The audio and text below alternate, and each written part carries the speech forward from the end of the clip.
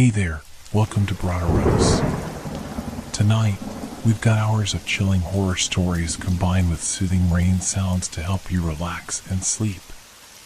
Before you drift off, leave a comment below and let us know where you're listening from and what time it is. And don't forget to hit that like button and subscribe right away.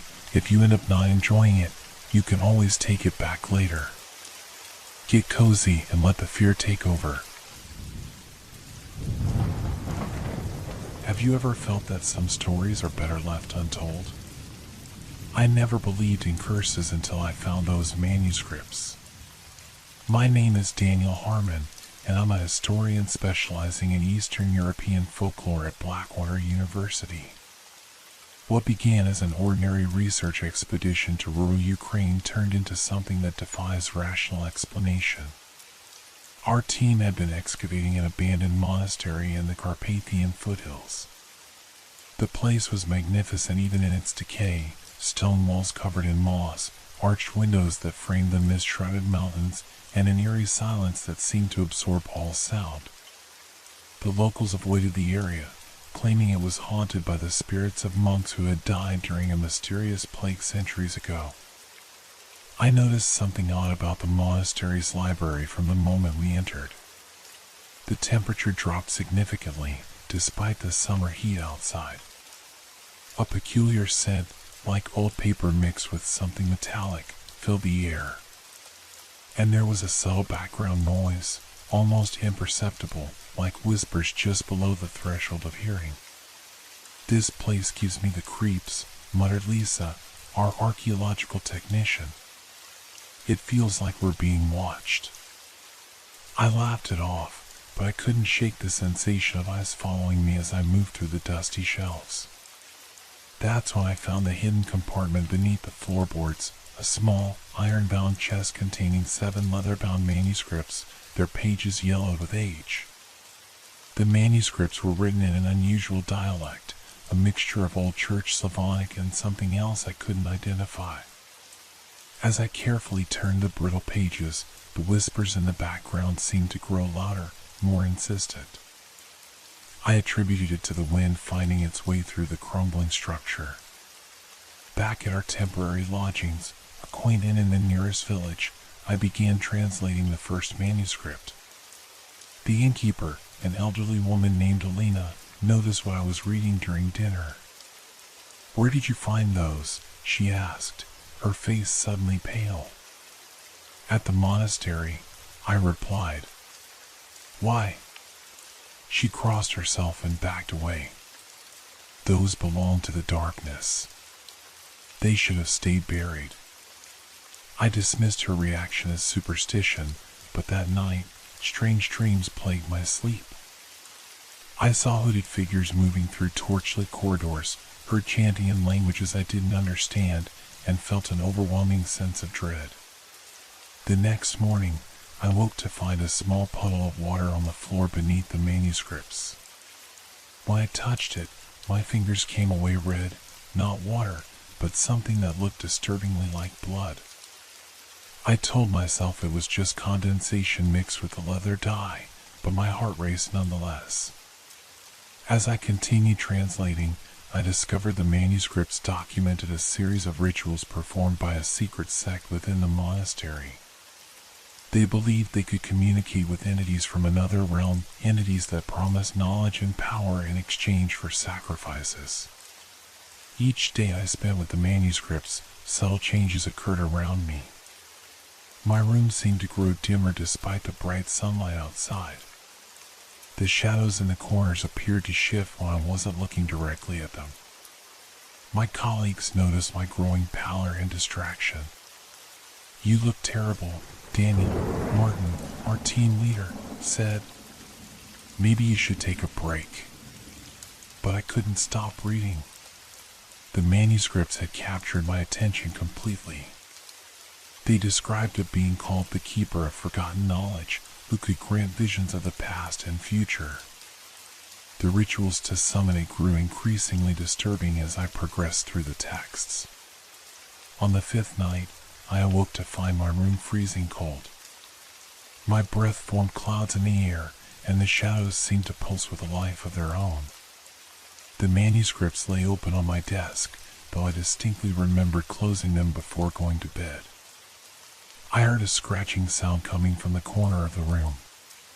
Slowly, I turned to look. Nothing was there, but the scratching continued, now moving along the wall toward my bed. My heart pounded so hard I could feel it in my throat. "Who's there?" I called out, my voice embarrassingly weak. The scratching stopped immediately. Then, a whisper, so close it could have been in my ear. "We have been waiting for you, Daniel." I scrambled out of bed, flicking on every light in the room. The corners were empty, the door still locked from the inside. Yet the feeling of being watched intensified. The next day, I noticed strange markings appearing on my skin, tiny red dots forming patterns similar to those illustrated in the manuscripts. My colleagues suggested it might be an allergic reaction, but I knew better. The manuscripts were changing me, connecting me to something ancient and malevolent. As I translated the final pages of the first manuscript, I discovered that the monks had succeeded in their ritual. They had made contact with the keeper. But the knowledge they gained drove them mad, and one by one, they took their own lives, all except the author of the manuscripts, who documented everything. That night, as I finally fell into an exhausted sleep, I dreamed of a figure standing at the foot of my bed, a silhouette darker than the darkness around it. It had no features I could discern, just a void in the shape of a person. And it spoke, its voice like stone grinding against stone. "The first door is open. 6 more remain." I woke up screaming, drenched in sweat. The manuscripts glowed faintly in the darkness, emitting a pale blue light that should have been impossible. And I knew, with a terrifying certainty, that by reading them, I had begun a process that couldn't be stopped. Something was coming through, something ancient and hungry that had been waiting for centuries. And I had just invited it in. What happens when the boundary between folklore and reality begins to blur? I tried to convince myself that I was simply overworked, that the strange occurrences were manifestations of stress and lack of sleep. But deep down, I knew something had fundamentally changed since I begun translating those manuscripts. The morning after my nightmare, I found Martin waiting for me in the inn's dining room. His face was grave, his eyes concerned. "2 of our team members have fallen ill," he informed me. "Thomas and Rebecca.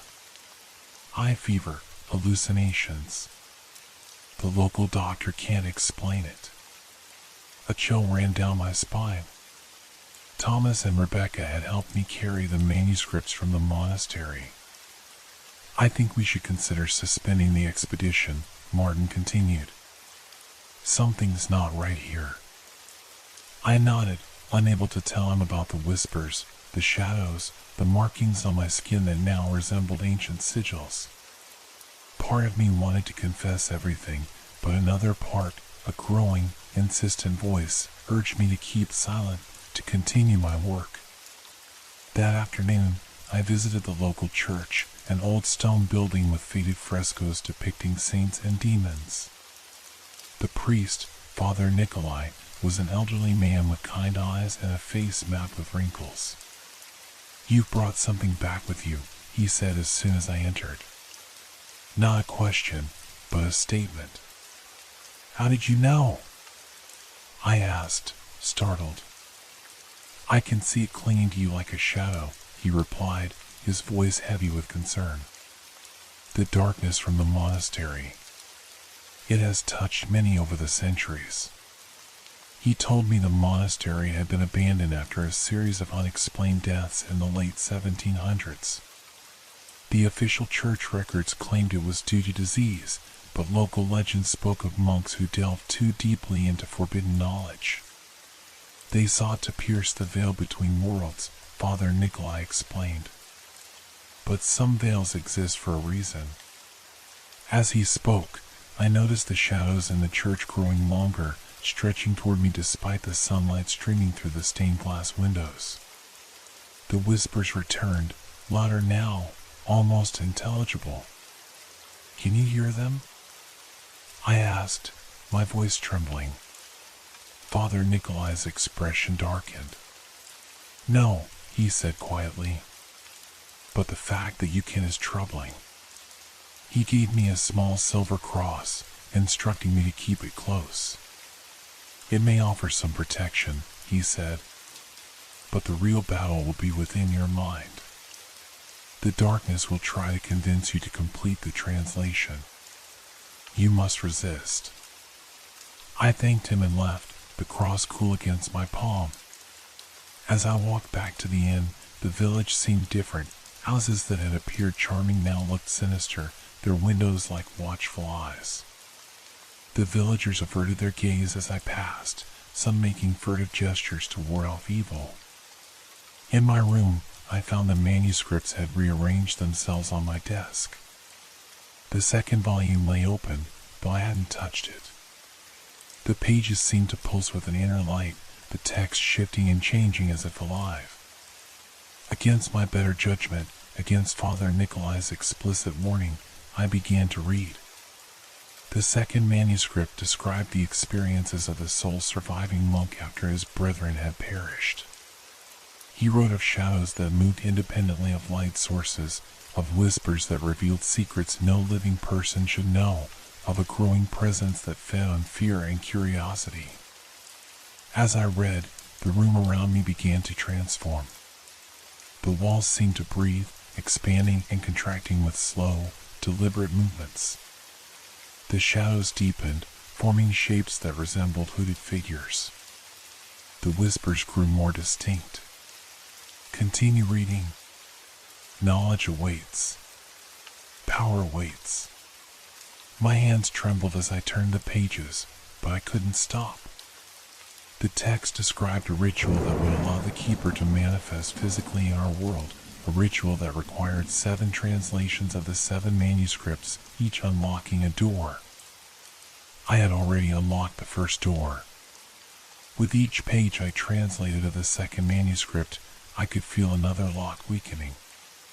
That night, I dreamed of the monastery again.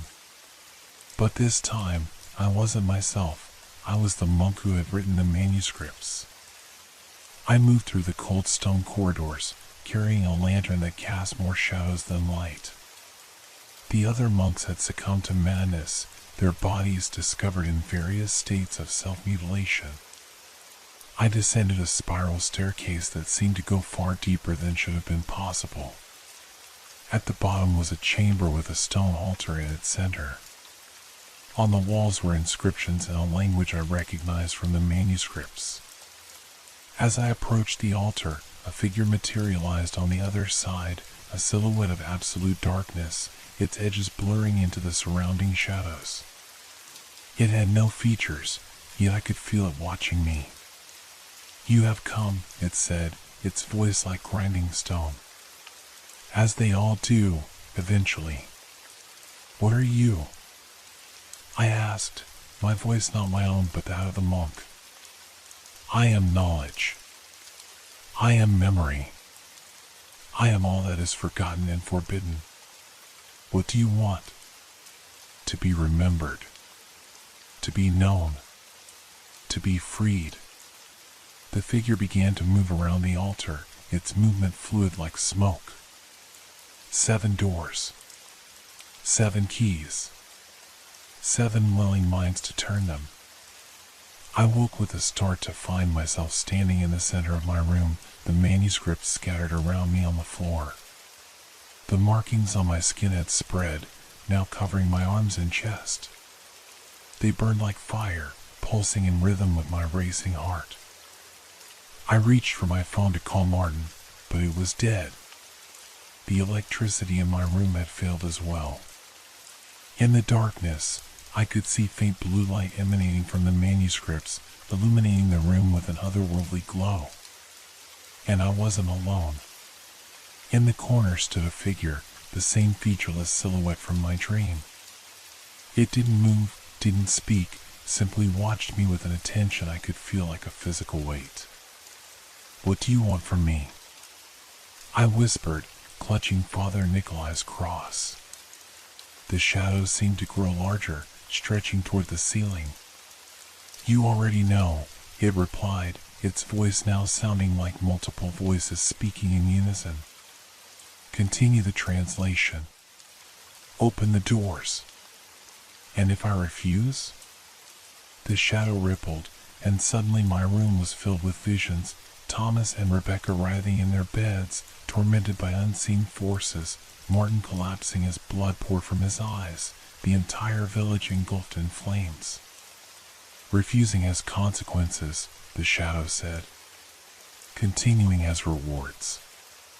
New visions appeared, myself surrounded by ancient texts, absorbing knowledge beyond human comprehension, standing before crowds who hung on my every word, living beyond normal human years, my mind expanding to encompass secrets of the universe. The shadow retreated slightly. "Choose." I clutched the cross tighter, its edges digging into my palm. "I need time," I managed to say. "Time is a luxury you no longer possess," the shadow replied.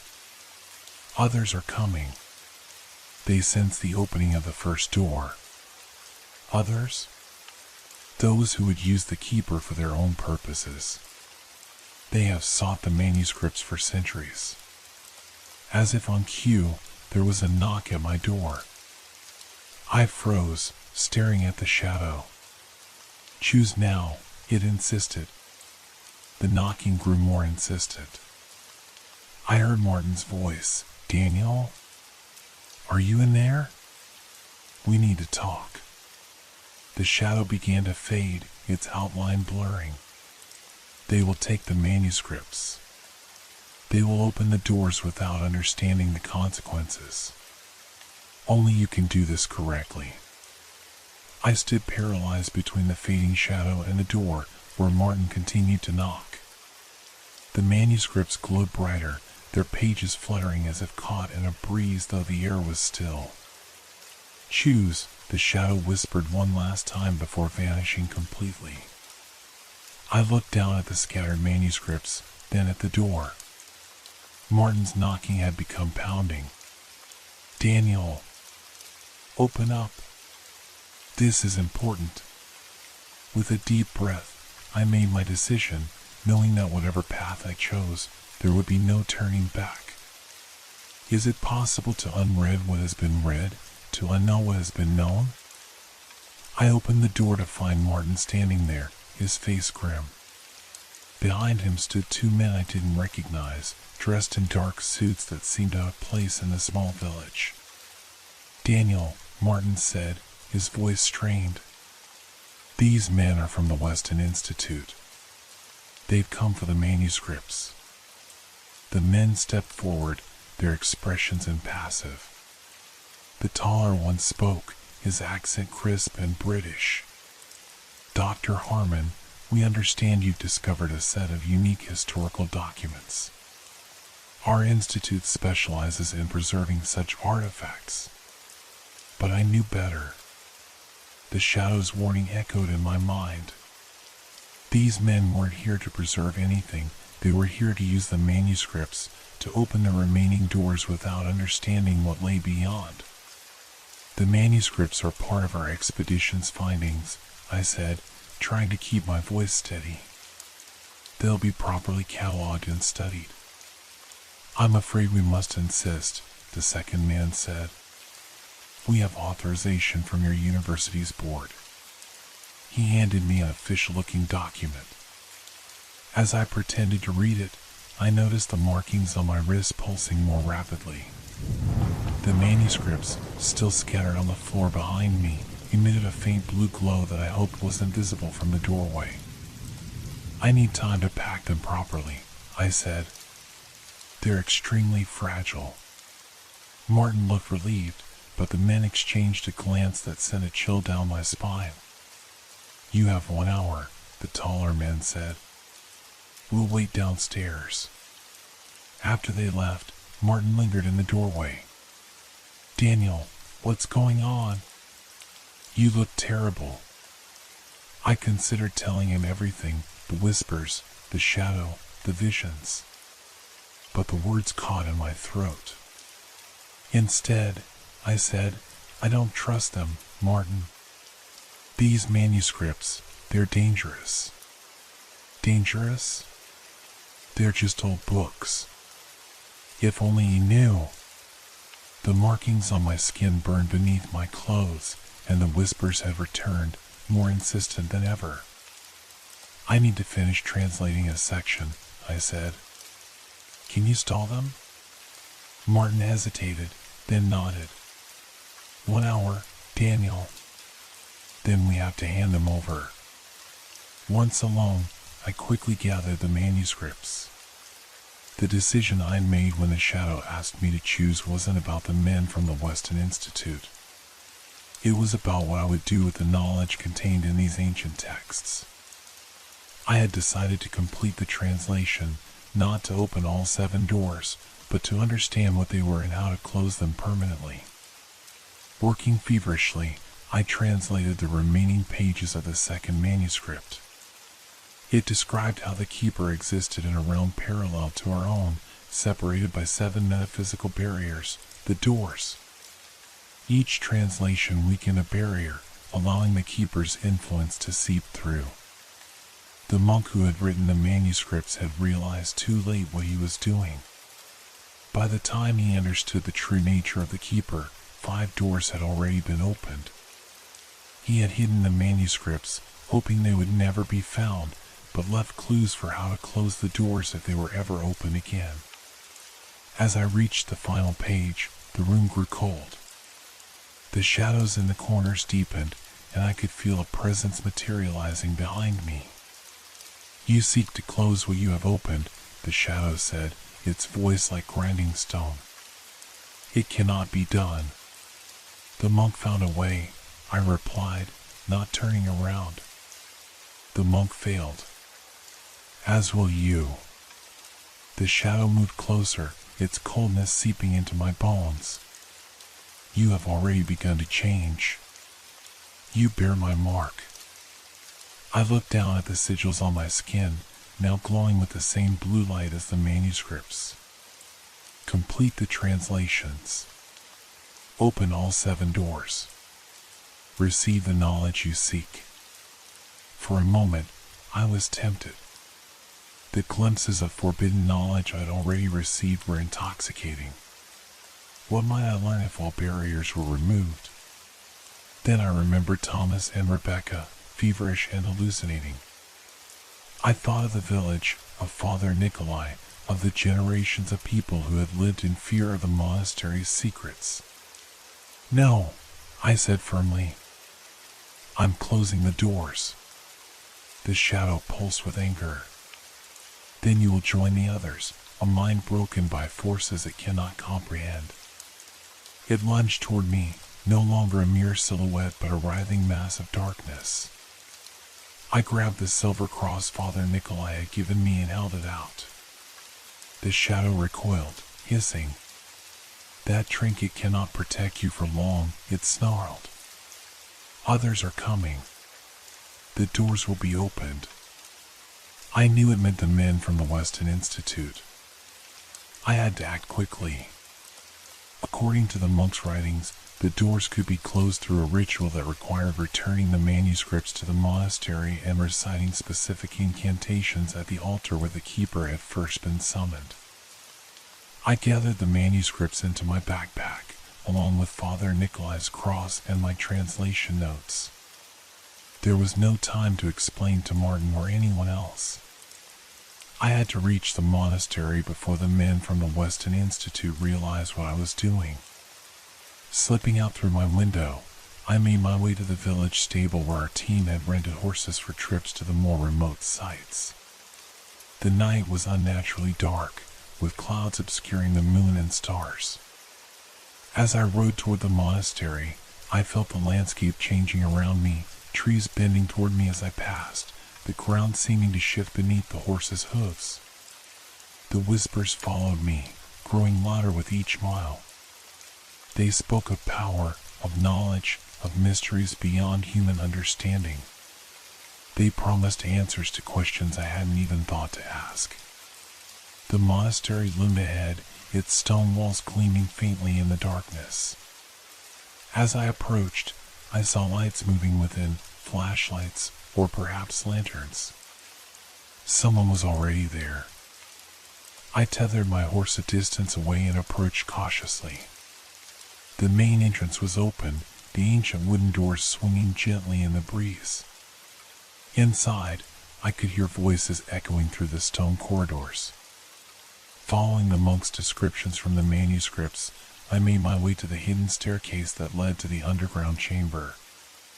The stairs spiraled down, much deeper than should have been possible given the monastery's foundations. At the bottom, I found a chamber with a stone altar. The walls were covered in the same inscriptions I had seen in my dream, glowing faintly in the darkness. But I wasn't alone. The two men from the Weston Institute stood on the far side of the altar, their faces illuminated by the blue glow of the inscriptions. Between them stood a third figure, a woman in a dark robe, her eyes reflecting the unnatural light. "Dr. Harmon," she said, her voice eerily calm. "We've been expecting you." "Who are you?" I demanded. "We are the custodians," she replied. "We have guarded the knowledge of the Keeper for centuries." "You're trying to open the doors," I said. "You don't understand what you're doing." She smiled, a cold expression that didn't reach her eyes. "On the contrary, we understand perfectly. The Keeper offers knowledge beyond human comprehension. We have prepared for this moment for generations. It's not just knowledge," I argued. "It's corruption, madness, death. Only for those unprepared," she countered. "You've felt it, haven't you? The markings on your skin, the whispers, the visions. You're changing, becoming something more than human." I clutched my backpack tighter, feeling the manuscripts within. "I'm closing the doors." The woman's smile faded. "The manuscripts, Dr. Harmon. Give them to us." "Never." She nodded to the men, who started moving around the altar toward me. But before they could reach me, the shadows in the chamber began to move, coalescing into the familiar silhouette. "The third door opens," the shadow announced, its voice reverberating through the chamber. "For remain." The woman's eyes widened in triumph. "The Keeper comes." But something was wrong. The shadow wasn't appearing as it had before. It writhed and twisted, its edges blurring and reforming. The whispers grew into a cacophony of voices, screaming in languages I didn't recognize. The chamber began to shake, dust and small stones falling from the ceiling. The inscriptions on the walls glowed brighter, pulsing in rhythm with the markings on my skin. "What's happening?" one of the men shouted over the noise. "The doors are opening too quickly," I yelled back. "The barriers are collapsing." The woman's expression changed from triumph to fear. "That's impossible.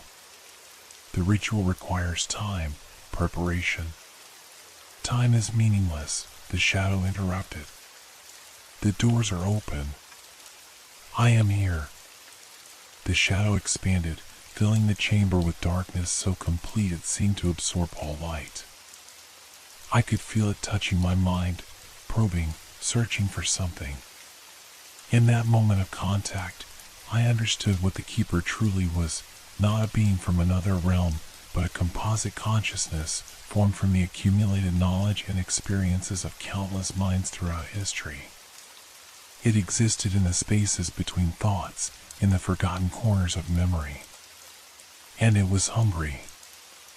I fumbled in my backpack, pulling out the manuscripts.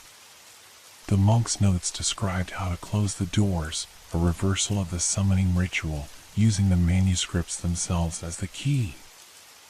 As the shadow pressed closer, I began reciting the incantation, my voice barely audible over the chaos. The markings on my skin burned like fire, and I could feel the keeper trying to assert control over my mind. Visions flashed before my eyes, ancient civilizations, forgotten technologies, secrets of the universe. Knowledge that no human was meant to possess. It was overwhelming, intoxicating. Accept what I offer, the keeper whispered directly into my mind. Become my vessel. Carry my knowledge into the world. For a moment, I wavered. The temptation was almost unbearable. Then I heard another voice, Father Nikolai's, the real battle will be within your mind. With a supreme effort of will, I continued the incantation, placing the manuscripts one by one on the altar. As each touched the stone, it burst into blue flames that consumed the pages without leaving ash. The woman lunged toward me, her face contorted with rage. Stop! You don't know what you're destroying. But it was too late. As the last manuscript burned, the shadow began to fragment, breaking apart into smaller shadows that howled in anger and despair. You cannot undo what has begun, the keeper's voice echoed, growing fainter. I am part of you now. I will always be part of you. The chamber shook violently. Larger stones began falling from the ceiling. The woman and the two men from the Weston Institute fled, leaving me alone with the disintegrating shadow. As the final words of the incantation left my lips, there was a blinding flash of blue light. The inscriptions on the walls shattered like glass, and the altar split down the middle. Then, silence. The shadow was gone. The whispers had ceased. The markings on my skin had faded to faint, silvery scars. I made my way out of the chamber as the monastery began collapsing around me. The staircase crumbled behind me as I ran, barely making it out before the entire structure imploded, leaving nothing but a pile of rubble. In the days that followed, I tried to make sense of what had happened. Thomas and Rebecca recovered from their mysterious illness. The men from the Weston Institute disappeared without a trace, as did the woman who had called herself a custodian. Martin was furious about the lost manuscripts, but accepted my explanation that they had been destroyed in the monastery's collapse. The expedition was terminated early, and we returned to the United States. I told no one what had really happened. Who would believe me? But the scars remain, both on my skin and in my mind. Sometimes, in the space between sleeping and waking, I still hear whispers, fragments of knowledge that the keeper left behind. And sometimes, when I look in the mirror, I catch a glimpse of something in my eyes that wasn't there before, a depth, a knowledge, a darkness. I am part of you now, the keeper had said. I will always be part of you. I wonder if I truly closed all 7 doors. Or if, perhaps, the final door is one that can never be closed, the door to my own mind, now forever changed by what I've seen and what I know. As I write this account, I feel compelled to warn anyone who might read it. Some legends are best left unexplored, some knowledge best left forgotten. For once you've opened that first door, you may find that the path back is no longer there. And the whispers? They never truly stop.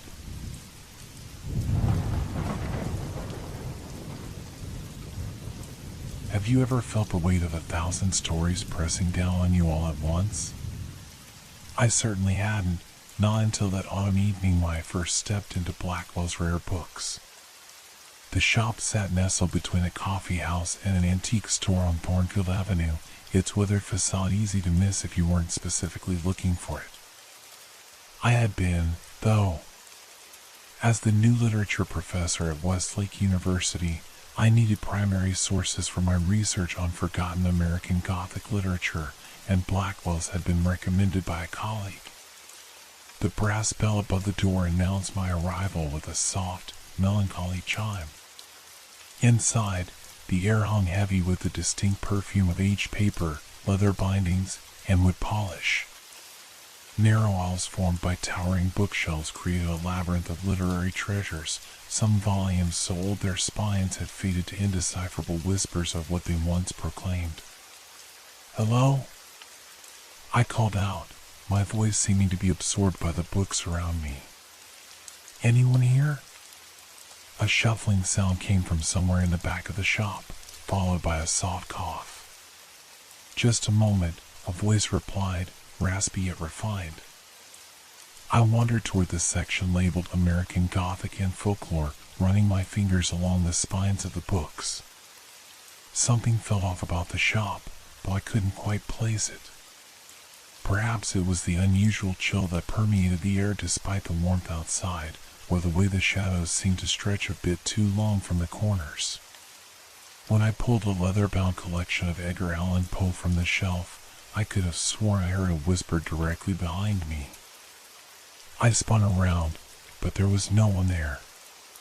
Just another empty aisle, poorly lit by the antiquated sconces on the walls. "First time in my shop?" The voice startled me, and I nearly dropped the book. Standing before me was an elderly man, tall and gaunt with wispy white hair framing a face lined with what I could only describe as interesting experience rather than mere age. His attire seemed almost as dated as some of the books surrounding us, a waistcoat, pocket watch, and round wire-rimmed spectacles that magnified pale blue eyes. "Yes," I replied, extending my hand. "I'm Professor Daniel Harrington. I've just joined the faculty at Westlake." The old man regarded my hand for a moment before taking it in his own, cold, dry, almost papery to the touch. "Maxwell Thorne," he said, "proprietor of this modest establishment for more years than most care to remember."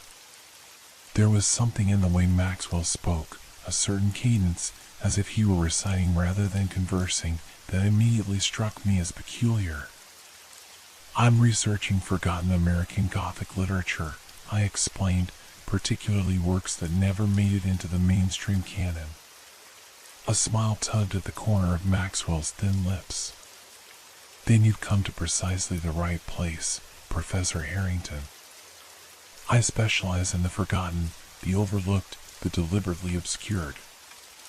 As we talked, I became increasingly aware of movement at the edges of my vision, subtle shifts in the shadows cast by the bookshelves, almost like someone walking past at a distance. Yet whenever I turned to look, there was nothing there. "Do you have any other staff working today?" I asked casually. Maxwell's expression remained unchanged. "I work alone, Professor. Always have." The way he said it sent an involuntary shiver down my spine. I blamed it on the shop's inadequate heating and continued browsing the shelves, now with Maxwell trailing behind me, occasionally pulling down volumes he thought might interest me. "This one," he said, presenting me with a slender, black-bound book with no title on its spine, contains a collection of short stories by Elizabeth Wharton. She published only once, in 1873, before disappearing without a trace during a blizzard in Vermont. I accepted the book, and as my fingers brushed the cover, a wave of inexplicable sadness washed over me. What happened to her? Maxwell's eyes seemed to look through me rather than at me. "Some stories resist endings, Professor. They linger in the spaces between what we know and what we fear to discover." As the afternoon wore on, Maxwell showed me more and more obscure texts, each with a similar tale of mysterious circumstances or tragedy surrounding their authors. With each book he handed me, the shop seemed to grow colder, the shadows longer, despite the fact that it was barely past 4 o'clock. When I checked my watch again, I was startled to find it was nearly 7. The daylight outside had faded completely, leaving the shop illuminated only by its inadequate interior lighting. How had 3 hours passed so quickly? I should be going, I said, gathering the 5 books I had decided to purchase. These will give me an excellent start. Maxwell nodded solemnly and led me to the counter near the entrance. As he carefully wrapped each book in brown paper, I noticed his hands, how the skin seemed almost translucent in the low light, blue veins prominent beneath. You know, he said, not looking up from his meticulous wrapping, each book carries more than just the story printed on its pages. How do you mean? The true story, Professor Harrington, lives in what remains unwritten, the spaces between the lines, the intentions never fully realized, the emotions that couldn't be captured in mere words. He tied the final bundle with string and looked up at me. Books are vessels for more than just ink and paper. They absorb something of their creators, their readers, their keepers. I laughed nervously. Sounds almost supernatural. Maxwell didn't join in my laughter. The boundary between the natural and supernatural is far more permeable than most care to acknowledge. As I paid for my purchases, the brass bell above the door chimed softly, though I hadn't seen anyone enter. Maxwell didn't seem to notice, or if he did, he gave no indication. Will you be returning, Professor Harrington? He asked as he handed me my wrapped books. Most definitely, I replied. Your collection is remarkable. Then until next time, Maxwell said with a slight bow. The books will be waiting for you. As I stepped outside into the cool evening air, I felt as though a weight had been lifted from my shoulders, one I hadn't even realized was there until it was gone. I turned back to look at the shop window once more before leaving. Through the glass, I could see Maxwell Thorne still standing behind the counter, perfectly still, watching me. But what made my blood run cold was the figure standing next to him, a woman in Victorian-era clothing, her face obscured by shadow, her hand resting on Maxwell's shoulder in a gesture of familiar intimacy. I blinked, and she was gone. Maxwell remained, still watching, still unmoving. It must have been a trick of the light, I told myself as I hurried away. A reflection, or my mind playing tricks after hours of immersion in Gothic literature. That had to be it. But why, then, did I feel like the books in my hands were somehow heavier than they should be? And why couldn't I shake the feeling that, somehow, I was being followed all the way back to my apartment, with whispered fragments of stories dancing just at the edge of my hearing? 3 days had passed since my first visit to Blackwell's Rare Books, and I had spent each night immersed in the strange volumes Maxwell Thorne had sold me. The Elizabeth Wharton collection proved particularly engrossing, tales of ordinary people encountering inexplicable phenomena that gradually unraveled their sense of reality. Her prose was hypnotic, almost rhythmic, drawing me deeper with each page. On the 4th night, something peculiar happened. I had fallen asleep at my desk while reading, only to be awakened by the unmistakable sound of a page turning. When I opened my eyes, the Wharton book lay open before me, but on a different page than where I'd left off. I dismissed it as drowsiness playing tricks on my perception and prepared for bed. Yet as I lay in the darkness of my bedroom, I couldn't shake the feeling that something was different in my apartment. The silence felt somehow textured, as if populated by hushed breaths and subtle movements. The shadows in the corners seemed deeper, more concentrated, almost purposeful in their stillness. You're letting those Gothic stories get to you, I muttered to myself, rolling over and pulling the blanket tighter around my shoulders. The next morning brought a gray, drizzling rain that matched my mood. I had slept poorly, plagued by dreams of endless bookshelves where the spines turned to watch me pass.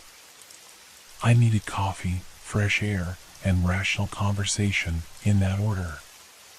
After my morning classes, I decided to return to Blackwell's. I told myself it was purely academic interest, but deep down, I knew I was drawn back by something more compelling than research. The shop appeared exactly as before, though somehow smaller in the daylight. The bell announced my arrival, but this time, no voice called out in response. I made my way through the labyrinth of shelves, noticing details I'd missed on my first visit, how some sections of the shop seemed older than others, with different flooring and ceiling heights, as if the place had grown organically over time, absorbing adjacent spaces. "Mr. Thorne?" I called out, my voice echoing strangely. Receiving no answer, I continued to the American Gothic section where we'd spent most of our time before. As I turned the corner into that aisle, I stopped short. There was someone there, not Maxwell, but a woman. She stood with her back to me, dressed in contemporary clothing, her auburn hair falling in waves past her shoulders. "Excuse me," I said. She turned, and I was struck by her eyes, amber-colored and bright with intelligence. "Oh, I didn't hear anyone come in." "I'm looking for Maxwell Thorne," I explained. A shadow passed over her features. "I'm afraid you just missed him. I'm Rachel Thorne, his niece. I help manage the shop occasionally." "Daniel Harrington," I said, extending my hand. "I was here a few days ago. Your uncle helped me find some rare works for my research."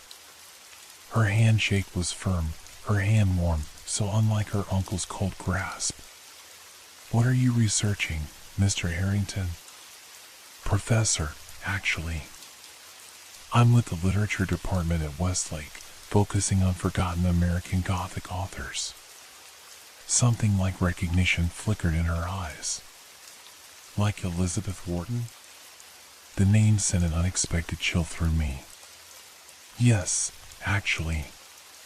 Your uncle sold me her collection of short stories. Have you read her work?" Rachel's expression became guarded. "I'm familiar with it. Uncle Max has a particular interest in her writing." She hesitated, then asked, "How are you finding the book?" I considered mentioning the strange incident with the turning page, but thought better of it. "Fascinating. Her prose style is quite distinctive. I'm surprised she isn't better known. Some writers are perhaps better left in obscurity," Rachel said quietly, then immediately brightened. "Was there something specific you were looking for today?" Her abrupt change of tone threw me, but I played along. "I was hoping your uncle might have recommendations for similar authors. Wharton's contemporaries, perhaps."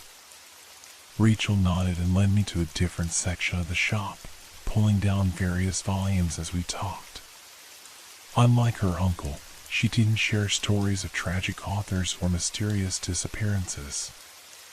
Instead, she spoke knowledgeably about literary movements and influences, the conversation remaining firmly academic. Yet I couldn't help noticing how her eyes occasionally darted to the darker corners of the shop, or how she would sometimes stop mid-sentence and tilted slightly as if listening for something I couldn't hear. After selecting 3 more books, I followed Rachel to the counter. As she wrapped them, I noticed a framed photograph on the wall that I hadn't seen during my first visit, a black and white image of what appeared to be the bookshop, dated 1922. A group of people stood outside the entrance, including a tall, thin man who bore a striking resemblance to Maxwell Thorne. "Is that your uncle?" I asked, pointing to the figure. Rachel glanced at the photograph. "No, that was the original owner, Edward Thorne. Maxwell's grandfather."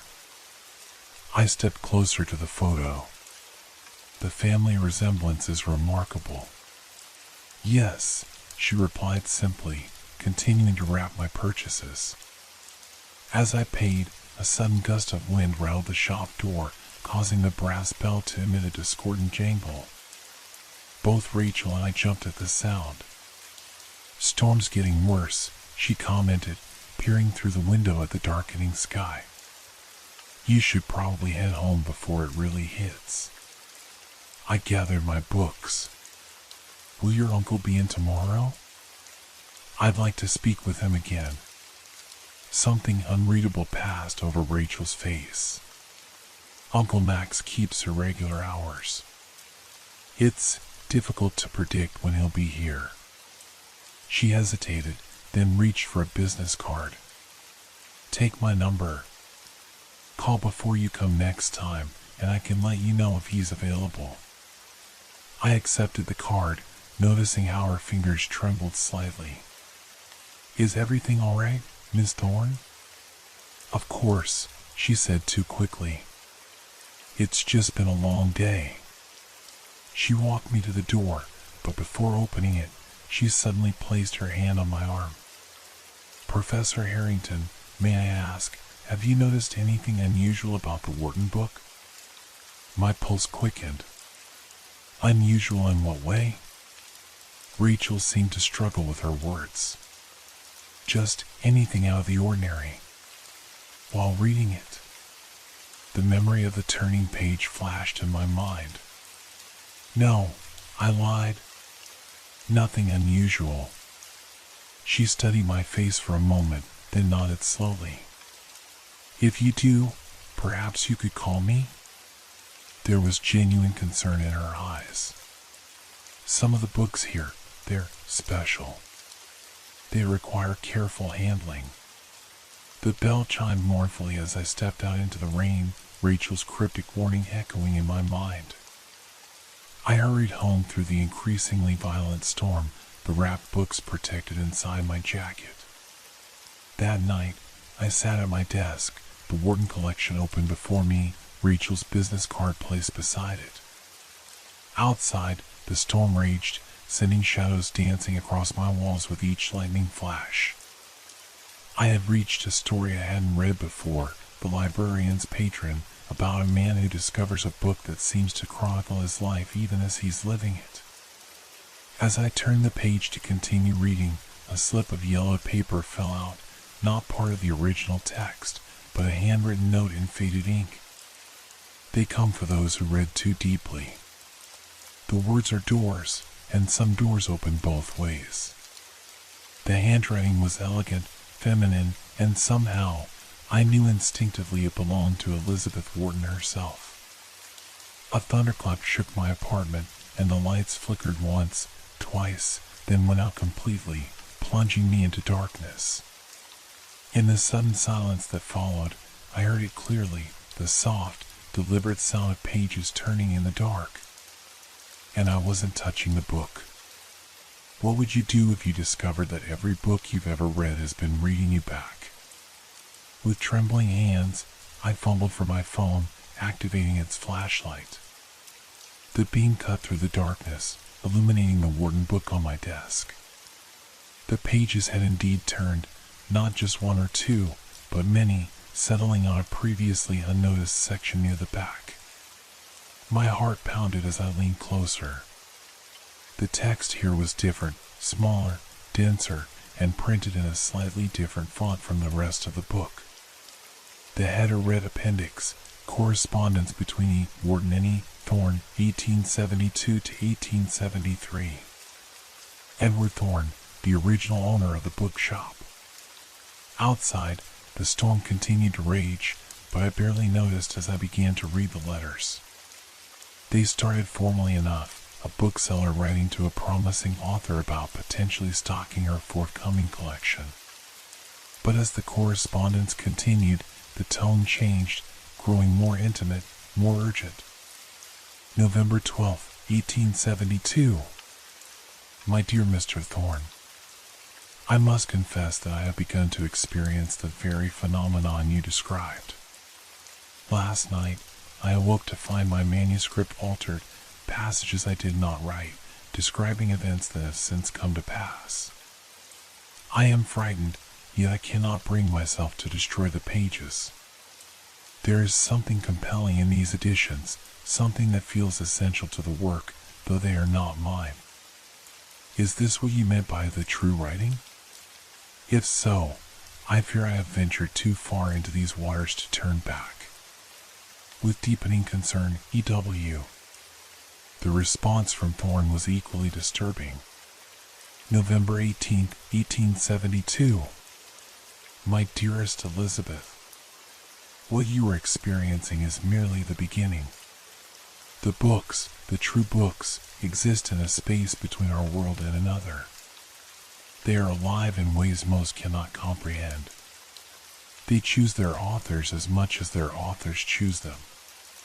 You have been selected, my dear, as a conduit.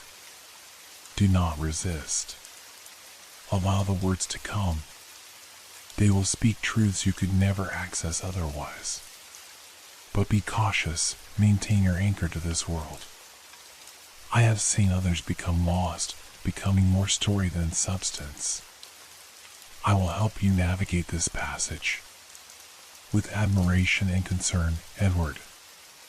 A crash of thunder coincided with the lights flickering back on, startling me out of my reading. I blinked in this sudden brightness, my mind racing to process what I just discovered. Was this correspondence genuine, or some elaborate fiction created as part of Warden's collection? And yet, Rachel's concern about the book, her uncle's strange behavior, the history of the shop, it all seemed to connect to these letters. I reached for my phone to call Rachel when I noticed something that made my blood run cold. There, in the margin of the page I'd been reading, was a handwritten note, in my own handwriting, that I had no memory of writing. He's watching you through the pages. Don't let him find you like he found her. The next morning, I called in sick to the university. I needed answers, and I suspected I wouldn't find them in any academic journal. I dialed Rachel's number, relieved when she answered on the third ring. Professor Harrington? Is everything all right? Her voice was tense, as if she'd been expecting my call.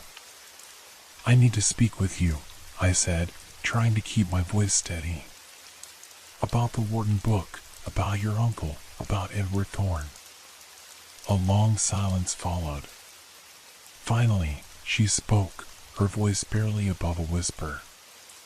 Not over the phone. Meet me at Lakeside Coffee in an hour. It's 2 blocks from the shop. The coffee shop was busy with morning customers when I arrived, the normalcy of everyday life a stark contrast to the unsettling revelations of the previous night. Rachel sat in a corner booth, her face pale, dark circles under her eyes suggesting she'd slept as poorly as I had. You found something in the book, she said as I sat down. It wasn't a question. I nodded. Letters between Warden and Edward Thorne. And I hesitated, then pushed forward. A note in my handwriting that I never wrote. Rachel closed her eyes briefly. It's happening again. What's happening? Rachel, what is going on? She glanced around the cafe, then leaned forward. Maxwell isn't my uncle, she said softly. At least, not in the way you think. Edward Thorne was my great-grandfather. He owned the bookshop until his death in 1943. But the photograph was taken in 1922, yes. Maxwell appears in every historical photograph of the shop we have, dating back to its opening in 1870. Always looking exactly the same. I struggled to comprehend what she was telling me. That's impossible. So is writing notes you don't remember writing, she countered. The shop, Professor Harrington, it exists in a peculiar state, as do some of the books within it. And Maxwell, he's tied to them somehow. He's their keeper, their custodian, or their prisoner. I've never been entirely sure. And Elizabeth Wharton? Rachel's expression darkened. She was real. A writer who became fascinated by what Edward Thorne called true writing, texts that seemed to appear spontaneously, that predicted events or revealed hidden truths. She disappeared during a blizzard in 1873, as Maxwell told you. What he didn't tell you is that her body was found in the cellar of the bookshop 3 days later, clutching a manuscript. My hands gripped the edge of the table. How do you know all this? I'm a Thorne. The shop has been in my family for generations. I grew up surrounded by these stories, these secrets. She rubbed her temples. I've tried to distance myself from it, to live a normal life, but the shop calls you back. The books call you back. And Maxwell. She shuddered. He always finds a way to draw in new readers. What does he want? Rachel's eyes met mine, fear evident in them. Have you heard of psychometry? The idea that objects can absorb and store emotional and psychic energy from those who handle them? I nodded slowly. Books are perfect vessels for such energy, handled by their authors as they pour their thoughts and emotions into the pages, then read by countless others who invest their own emotional responses. Maxwell believes, no, he knows, that certain books become repositories of consciousness. Gateways, if you will. Gateways to what? To whatever lies beyond our reality. To where stories come from. To where consciousness goes when we die. Rachel's voice had taken on an almost reverent quality. Maxwell seeks those who can perceive these gateways, who can read the true text hidden within the conventional words. People like Elizabeth Wharton, I said. And now me? Rachel nodded grimly. The marginalia, the notes appearing in your handwriting, it's how it begins. The book is responding to you, opening itself. This sounds insane, I said, though I couldn't dismiss the evidence of my own experience. I know. She reached across the table, placing her hand on mine. Her touch was warm, anchoring. But you need to be careful now. Maxwell will have sensed your connection to the text. He'll want to cultivate it. Why? What does he gain? Rachel withdrew her hand, her expression haunted. I don't know exactly. Sustenance, perhaps? Connection? He exists in a state between worlds, between reality and fiction. Those who can perceive the true text strengthen his connection to our world. How do you fit into all this? I asked. Why do you stay involved with the shop if you know all this? Someone has to maintain the balance, she said simply. Someone has to ensure that what happened to Elizabeth Wharton and others doesn't keep happening. She hesitated. And he is still family, in his way. Lost, trapped, but family. We talked for another hour, Rachel sharing what she knew of the shop's history, of Maxwell's nature, of the books that served as conduits. When we finally left the cafe, the day had grown unseasonably cold, a mist hanging in the air that seemed to blur the boundaries of things. What should I do about the book? I asked as we stood on the sidewalk. Don't read it again, Rachel advised. Not until we understand the nature of your connection to it. I'll come to your apartment tonight to examine it properly. As we parted ways, I felt a strange sense of relief mixed with dread. At least I wasn't losing my mind, though the reality Rachel had revealed might be worse than madness. Back in my apartment, I locked the Wharton book in my desk drawer, unwilling to risk opening it again until Rachel arrived. I tried to grade student papers, to focus on normal, everyday tasks, but my mind kept returning to Maxwell Thorne and his impossible existence. As evening approached, shadows lengthened across my living room floor. I got up to turn on more lights, uncomfortable with the growing darkness. As I reached for the lamp switch, a reflection in the window caught my eye, a tall, thin figure standing in the corner of my living room. I spun around, hard hammering, but the corner was empty. When I turned back to the window, the reflection remained. Maxwell Thorne, watching me with those pale blue eyes, a book held open in his hands. And as I stood frozen in terror, unable to look away from his reflected gaze, I saw his lips move, forming words I somehow understood without hearing. The story is just beginning, Professor Harrington. And you have such a significant role to play. The lamp shattered as I finally managed to hit the switch, plunging the room into darkness once more. Have you ever considered that the stories we think we're reading might actually be reading us? I fumbled for my phone, hands shaking so badly I dropped it twice before activating the flashlight. The beam swept across my living room, empty. No sign of Maxwell Thorne or anyone else. Just the broken glass from the lamp scattered across the floor. Had I imagined his reflection? Was I losing my grip on reality? I moved quickly through my apartment, turning on every remaining light, checking closets and behind doors like a child afraid of monsters. I found nothing, yet the sense of being watched persisted, a pressure at the back of my neck, a whisper just beyond hearing.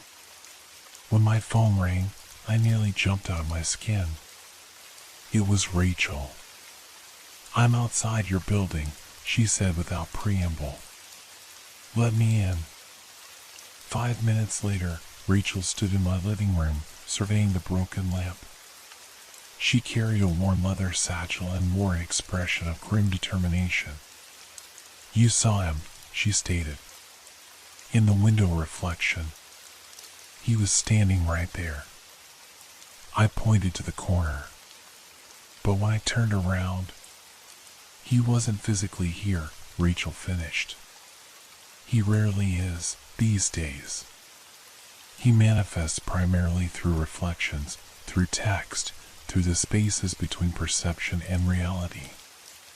She set her satchel on my coffee table and began removing items, a small cloth bundle, several candles, a vial of what looked like salt, and an old brass key.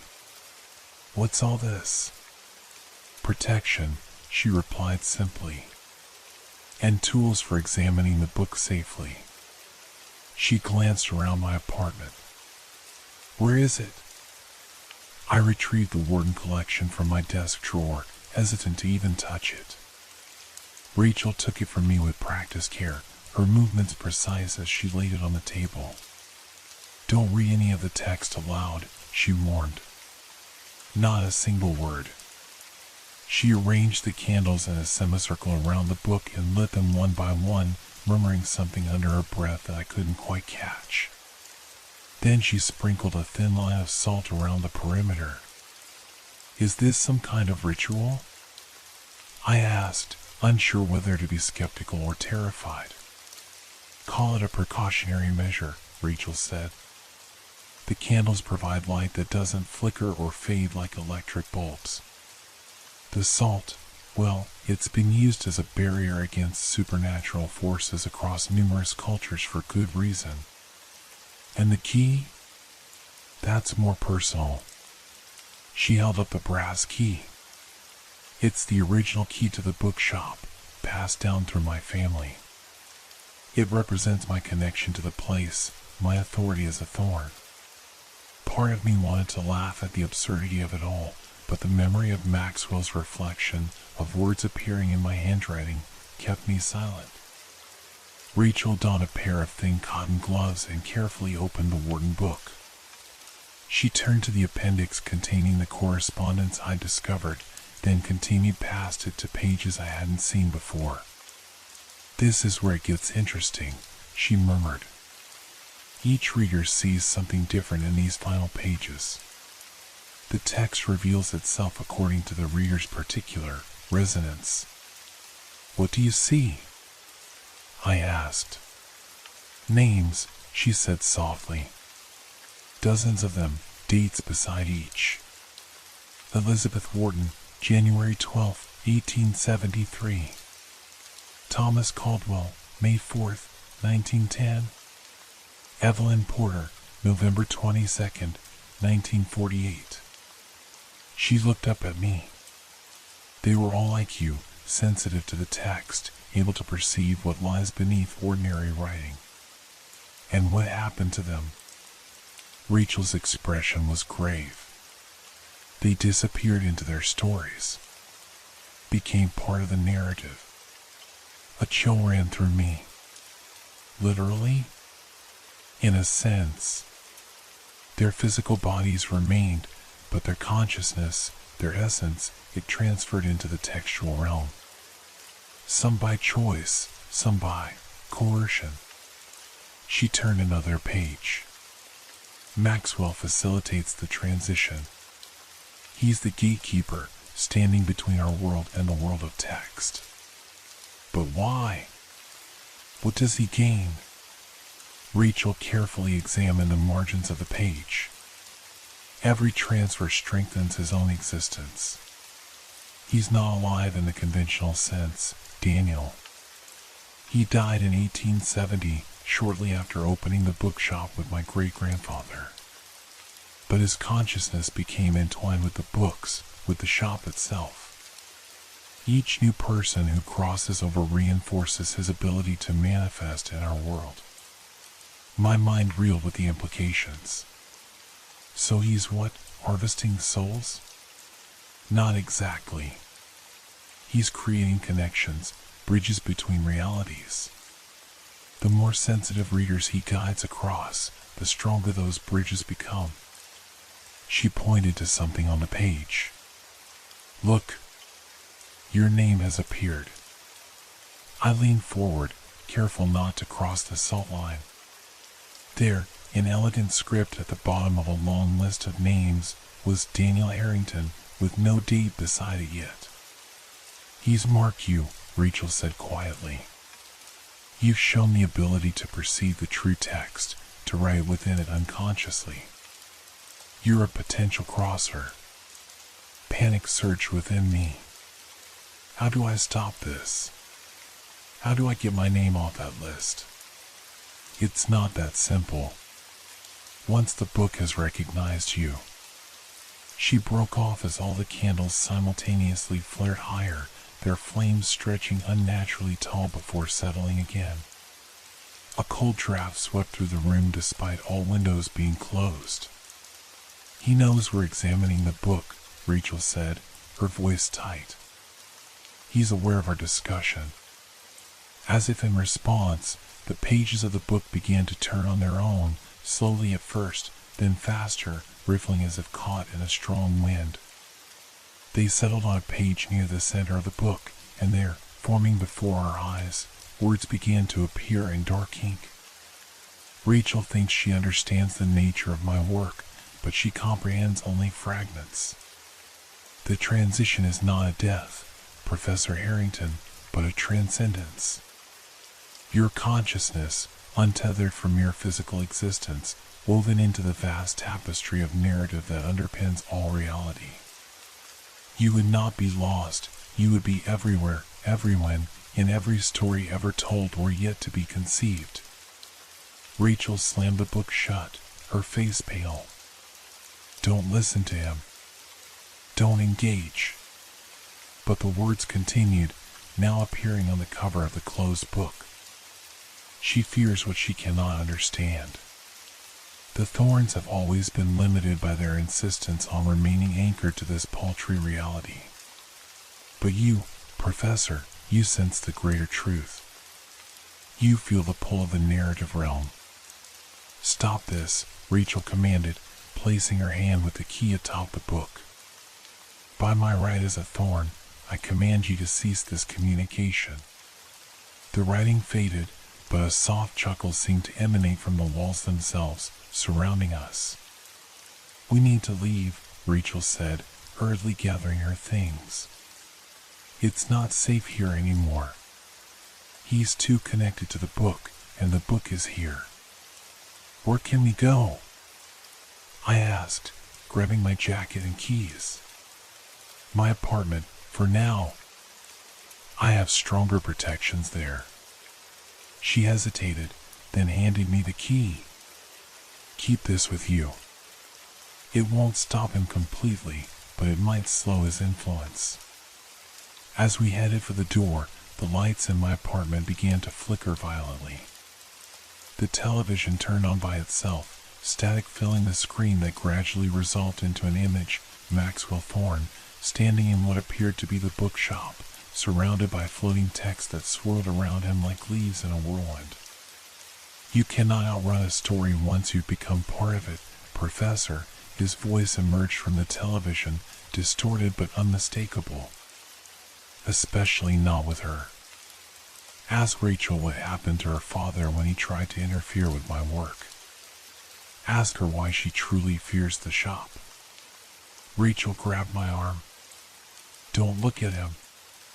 Don't listen. Come on. We rushed down the stairs rather than waiting for the elevator, the sound of Maxwell's laughter following us all the way to the street. It was nearly midnight, the sidewalks mostly deserted. Rachel's car was parked half a block away, and we hurried toward it. What did he mean about your father? I asked as we got in. Rachel's hands gripped the steering wheel tightly, her knuckles white. My father discovered what Maxwell was doing. He tried to destroy certain books, to sever Maxwell's connection to our world. Her voice broke slightly. Maxwell took him. Not his body, that remained empty, catatonic. But everything that made him who he was vanished into text. I'm sorry, I said, the inadequacy of the words striking me even as I spoke them. That's why I stay involved with the shop, she continued as she pulled onto the street. Not just to maintain balance, but to find a way to bring him back. Her eyes remained fixed on the road ahead. I've been searching for years, studying every text in the shop, looking for the method to reverse the process. As we drove through the darkened streets, I noticed something unsettling. The text on every sign we passed, every billboard, every storefront, seemed to blur and shift, rearranging itself into messages. Come back to the shop. The story needs you. She cannot protect you. Rachel saw it too, her jaw tightening as she accelerated. He's never extended his influence this far before, she muttered. Your connection to the text must be exceptionally strong. Or he's growing stronger, I suggested, the thought chilling me to the bone. We turned onto a residential street lined with old Victorian homes converted into apartments. Rachel parked in front of one and led me quickly inside, up 3 flights of stairs to her unit. The moment we entered, I felt a noticeable shift in the atmosphere, a heaviness lifted, the persistent sense of being watched temporarily abated. Unlike my sparse academic's apartment, Rachel's space was a riot of color and texture, walls lined with bookshelves, though I noticed most held modern fiction and reference works, nothing antique, plants crowding the windows, vibrant art covering any remaining wall space. But what caught my attention were the protective elements subtly incorporated throughout, small mirrors positioned strategically to reflect each other, creating infinite recursions, lines of salt on every windowsill, and symbols carved into the door frames that I recognized from various protective traditions. My sanctum, Rachel said with a weak smile. I've spent years fortifying it against Maxwell's influence. It feels safe, I admitted, my shoulders relaxing slightly for the first time in hours. Rachel moved through the apartment, lighting candles and checking that the windows were securely closed and locked. It won't last, she warned. No place stays safe forever. Not from him. But we have time to think, to plan. She disappeared into the kitchen, returning moments later with 2 mugs of tea. We sat at our small dining table, the events of the evening hanging heavy between us.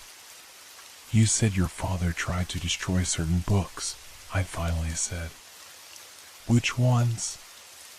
The primers, Rachel replied.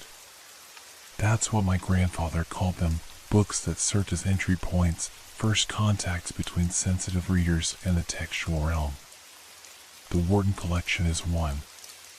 There are others, a poetry anthology from 1923, a collection of folk tales published in 1890, a modern experimental novel from 1978. Books where the boundary between author and text, between reader and narrative, grows permeable. And Maxwell protects these books. He cultivates them, she corrected. Guides them into the hands of those who can perceive their true nature. She sipped her tea thoughtfully. The shop itself acts as a sort of amplifier, strengthening the book's influence, Maxwell's connection to this world. So we need to get the books out of the shop? Or destroy them?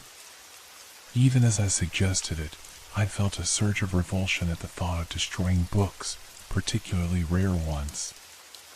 Rachel shook her head. Destroying the books wouldn't end this. The text exists beyond the physical pages now, and removing them from the shop would only temporarily diminish their power. She met my gaze directly. There's only one way to truly end Maxwell's influence, which is someone has to cross over willingly, not pulled or coerced as his victims were, but choosing the transition with full awareness, and then close the passage from the other side. The implication struck me immediately. You've been studying this for years, looking for a way to save your father, and this is the solution you've found? A suicide mission? Not suicide, Rachel said firmly. Transformation. The consciousness continues to exist in the textual realm. It simply changes form, becomes part of the underlying narrative structure of reality. But you be gone from this world. She nodded solemnly. Yes, that's the sacrifice. I stared at her, this woman I'd only just met, who had dedicated her life to understanding and containing a supernatural force beyond comprehension. You're planning to do this yourself. I've been preparing for years, she confirmed. Learning the methods, strengthening my connection to the text while maintaining my autonomy. But I needed to understand more before I attempted the crossing. I needed to know I could find my father once I was there, that I could truly close the passage behind me. And now? Rachel's expression was resolute. Now Maxwell has found a new potential crosser, you. Which means I'm running out of time. Before I could respond, the lights in her apartment flickered, then dimmed to a dull amber glow. The temperature dropped precipitously, our breath suddenly visible in the chill air. He's found us, Rachel whispered, rising quickly from her chair. The protections are failing. A knocking sound began, not at the door, but within the walls themselves, a rhythmic tapping that seemed to move around the perimeter of the apartment. The bookshelves began to vibrate, volumes sliding forward to the edges of the shelves without falling. Rachel moved swiftly to a trunk in the corner of the living room, unlocking it and pulling out what appeared to be an ancient leather-bound journal. This belonged to Edward Thorne, she explained hurriedly. It contains his notes on Maxwell's transformation, on the nature of the textual realm. If anything happens to me, you'll need this information. The knocking intensified, now accompanied by a voice, Maxwell's, but distorted, as if coming through layers of static. Rachel, you've known all along this day would come. Why continue this futile resistance? The professor has been chosen. The narrative has already begun to incorporate him. Rachel thrust the journal into my hands. Whatever happens, whatever he says, remember, your will is your own. The text can only claim you if you surrender to it. The windows rattled violently in their frames, and one of the mirrors on the wall cracked down the center with a sharp report. Through the broken glass, I caught a glimpse of Maxwell's face, watching us. "I've been patient with you, Rachel," his voice continued, now seeming to come from the broken mirror. "Out of respect for your lineage, for Edward's blood in your veins. But my patience has limits." "Your influence has limits too, Maxwell," Rachel countered, standing tall despite the fear evident in her eyes. "You can't enter here uninvited. You can't force the crossing." A chuckle emanated from every reflective surface in the apartment simultaneously. "Perhaps not.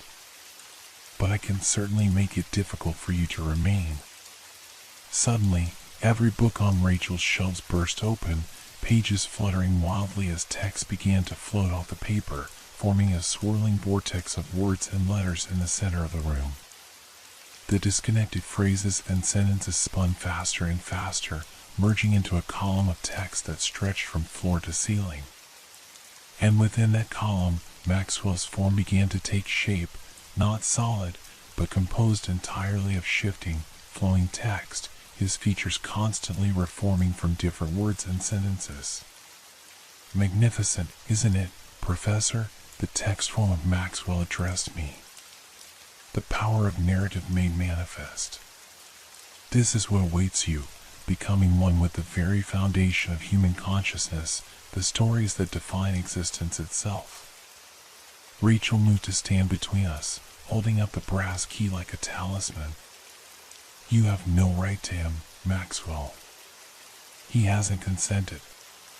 "Not yet," Maxwell's text face smiled, the expression unsettling in its fluidity. "But he will. They always do, once they understand what's being offered." The figure turned its attention back to me. "Think of it, Professor, immortality within the text. Your consciousness preserved forever, experiencing every story ever told, influencing new narratives yet to be written. What academic could resist such knowledge?" I felt a pull toward the column of text, an almost gravitational attraction that had nothing to do with physical force. The words seemed to call to me personally, promising understanding beyond mortal comprehension. With tremendous effort, I tore my gaze away, focusing instead on Rachel's determined face, on the solid reality of the room around us. "I don't consent," I stated firmly. "I choose to remain here, in this reality."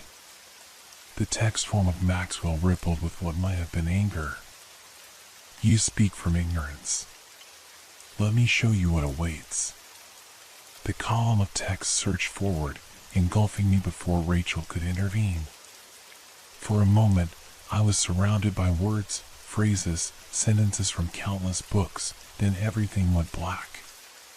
What if the stories we tell are merely echoes of a greater narrative, one that's been telling us all along? I opened my eyes to find myself standing in Blackwell's rare books, but not as I had known it. The shop stretched impossibly in all directions, the bookshelves extending upward beyond sight. I was continuing to a horizon that shouldn't exist within a building. Books floated through the air like birds, their pages fluttering as they moved. Text flowed along the floor like water, forming and reforming into different words and sentences. "Welcome to the true shop, Professor Harrington." Maxwell Thorne appeared beside me, more solid here than in Rachel's apartment, though his edges seemed to blur into text when he moved. "The shop as it exists in the textual realm." "This isn't real," I insisted, though my senses told me otherwise. I could smell the distinctive scent of old books, feel the wooden floorboards beneath my feet, hear the whispered rustle of countless pages turning. "Reality is a far more flexible concept than most understand," Maxwell replied, gesturing around us. "This place exists at the intersection of all stories, all narratives. The physical shop you visited is merely its shadow in your world." He led me down an aisle, books reacting to our passage, some shrinking away, others reaching out with pages that curled like tendrils. "Every book ever written connects to this place, Professor. Every story contributes to the greater narrative that underpins existence itself. And where do you fit into this narrative? I demanded, struggling to maintain my sense of self amidst the overwhelming sensory input. Maxwell's smile was both benevolent and chilling. I am its custodian, its guardian. When I was alive, truly alive, in your sense of the word, I recognized the thinness of the veil between realities. I glimpsed this place, understood its significance. And when death approached, I found a way to transfer my consciousness here instead of passing on. By sacrificing Elizabeth Wharton, I stated, remembering Rachel's account. A shadow passed over Maxwell's face. Elizabeth was eager to cross over. Too eager, perhaps. She wasn't prepared for the transformation. But her passage opened the way for me, allowing me to establish myself here while maintaining a connection to the physical world. We turned a corner, and I gasped. Before us stretched what appeared to be a vast library, but instead of books, the shelves held people, or rather, translucent, text-formed versions of people, each standing motionless in their own alcove, expressions frozen in various states of wonder, fear, or serenity. My predecessors, I whispered, understanding immediately. Those who crossed over, Maxwell confirmed. Their consciousness preserved within the narrative structure. Not dead, Professor, transformed. They experience every story simultaneously, their minds expanded beyond human limits. I approached one of the figures, a young woman in Victorian dress whom I somehow knew was Elizabeth Wharton. Her text-formed body was composed of her own writings, the words shifting subtly as I watched. Are they aware? Conscious? I asked, feeling both fascinated and horrified. In a way you cannot comprehend while bound by physical constraints, Maxwell replied. They exist in a state of perpetual story, experiencing, contributing, becoming part of every narrative ever conceived. And my name is on your list to join them. Maxwell inclined his head. You have the sensitivity, the connection to text. You feel it already, the pull of narrative, the sense that stories are somehow more than mere fabrications. Your academic career has been a slow movement toward this truth, though you never understood it consciously. He was right, I realized with a jolt. My fascination with forgotten literature, with the power of narrative to transcend time and space, it had always felt like more than scholarly interest. It had felt like searching for something essential, something that existed beyond the confines of ordinary reality. And if I refuse? I asked, though part of me was already weakening, already considering the possibility. You return to your limited existence, your brief lifespan, your narrow perspective, Maxwell said simply. I cannot force the crossing. It must be chosen. Before I could respond, a disturbance rippled through the impossible architecture of the shop. Books flew from shelves, text swirled into defensive formations, and Maxwell's expression darkened. Rachel, he hissed. She's found a way to follow us. The air before us shimmered, and Rachel stepped through what appeared to be a tear in reality itself, Edward Thorne's journal clutched in one hand, the brass key in the other. She looked more substantial than in the physical world, her presence here somehow more defined, more vibrant. Daniel, she called, her voice echoing strangely. Don't listen to him. This isn't the true nature of the textual realm, it's Maxwell's version of it, shaped by his desires, his need for power. Maxwell's form flickered with anger. You overstep, Rachel. This is not your domain. Nor is it truly yours, she countered, advancing toward us. You've corrupted what Edward and Elizabeth discovered. They found the connection between worlds, yes, but they never intended this collection. She gestured at the text figures lining the walls. They wanted communication between realms, not colonization. I looked between them, sensing the weight of history, of conflict that had spanned more than a century. What's the truth? I asked Rachel. What happens if someone crosses over? Transformation, she admitted. But not as he presents it. Not this suspended animation, this glorified taxidermy of consciousness. True crossing means becoming part of the living text, able to move between stories, between worlds. She held up the journal. Edward documented it all, including Maxwell's betrayal, his seizure of control over the passage. Maxwell moved with sudden violence, text swirling around him like a storm. Enough. You've interfered for the last time, Rachel. I've shown patience because of your bloodline, but my patience is at an end. The very structure of the shop began to shift, aisles closing like the pages of a book, shelves tilting at impossible angles. I was separated from Rachel by a sudden wall of swirling text, her voice calling my name lost in the cacophony of riffling pages and cracking spines. Maxwell gripped my arm, his touch sending jolts of narrative energy through my body, snippets of stories, fragments of characters and plots flooding my mind. Choose now, Professor, he demanded. The crossing cannot be delayed any longer. The narrative requires resolution. Part of me wanted to surrender, to give in to the overwhelming pull of this place, to experience the unlimited knowledge Maxwell promised.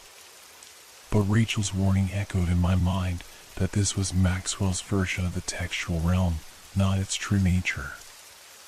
And suddenly, I understood what I needed to do. You're right, I told Maxwell, forcing calm into my voice.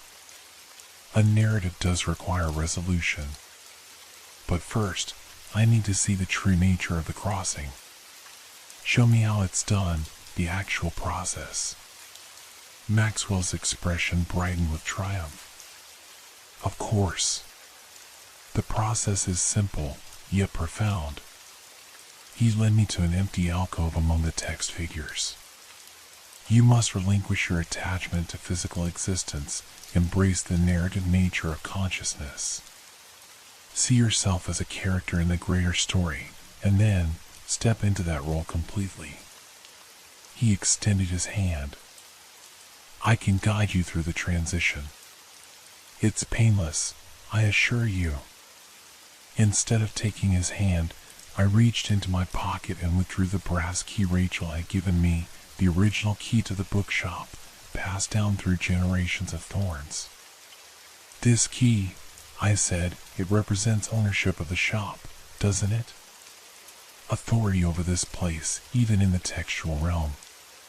Maxwell's expression faltered. A symbolic token, nothing more. But I knew he was lying. The way the text around us reacted to the key, pulling away, creating a clear space, told me everything I needed to know. I think it's more than that, I said, holding it up. I think it represents legitimate passage between worlds, the method Edward and Elizabeth discovered before you corrupted it.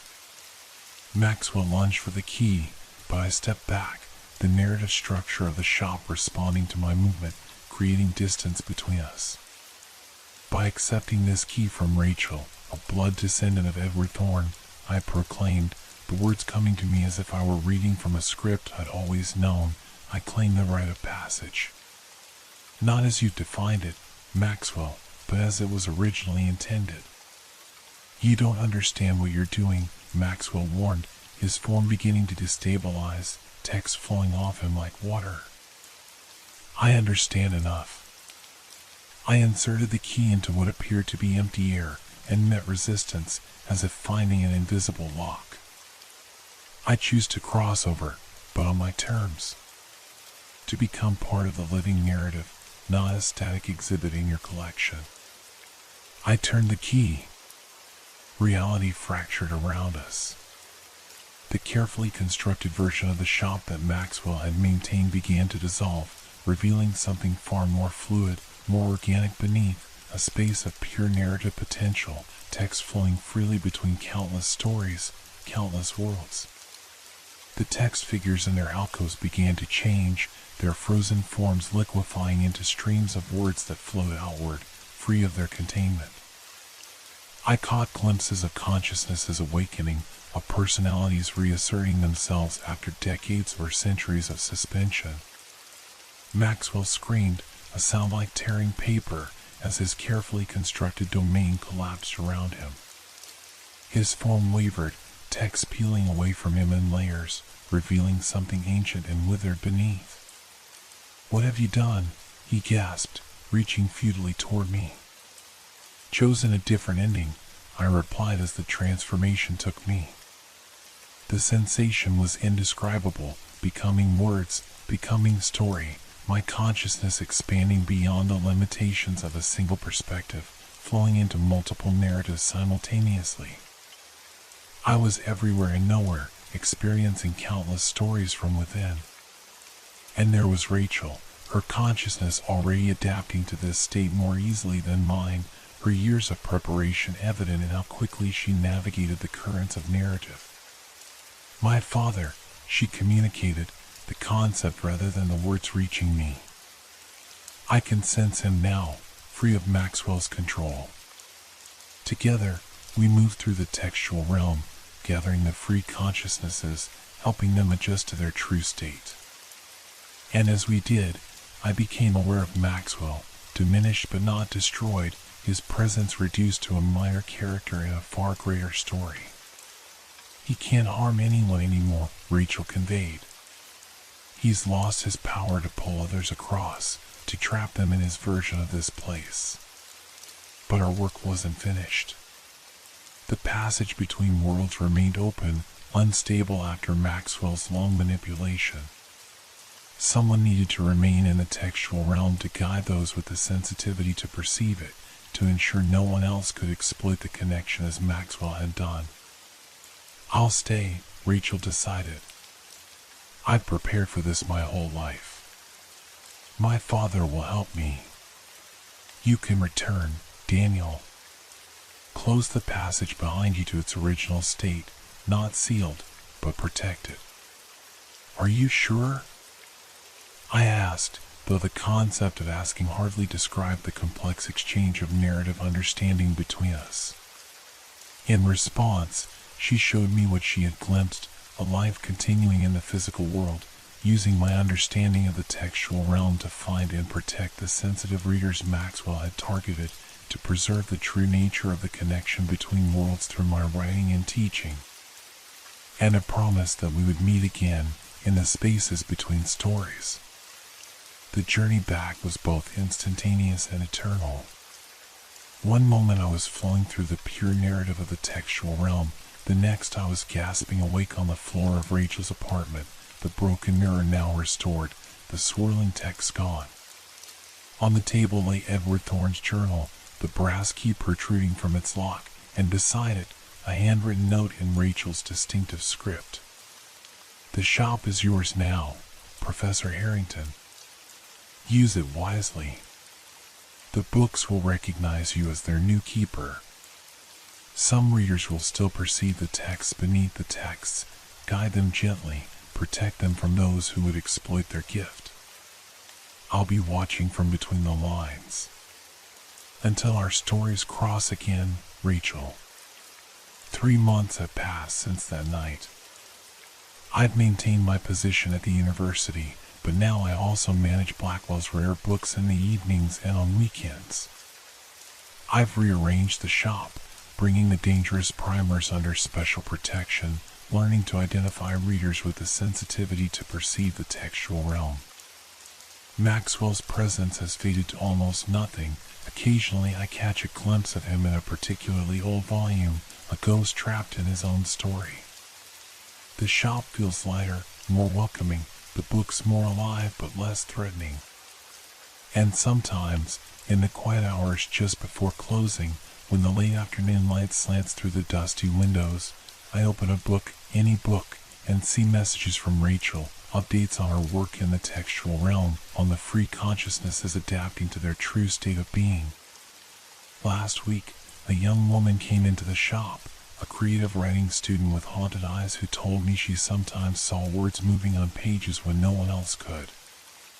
I showed her to a specific section, helped her find books that would speak to her without consuming her, and explained that her perception wasn't madness but a gift, one that came with responsibilities. The bell above the door chimes as I finish locking up for the night. Outside, the streets are quiet, most shops already closed. I run my fingers along the spines of the books nearest the counter, feeling their gentle response to my touch, the stories inside stirring like sleeping creatures. Good night, I whisper to the shop, to the books, to the presences I know linger between the words. And from somewhere among the shelves, barely audible but unmistakably there, comes a whispered reply. Until tomorrow, keeper. The stories are waiting.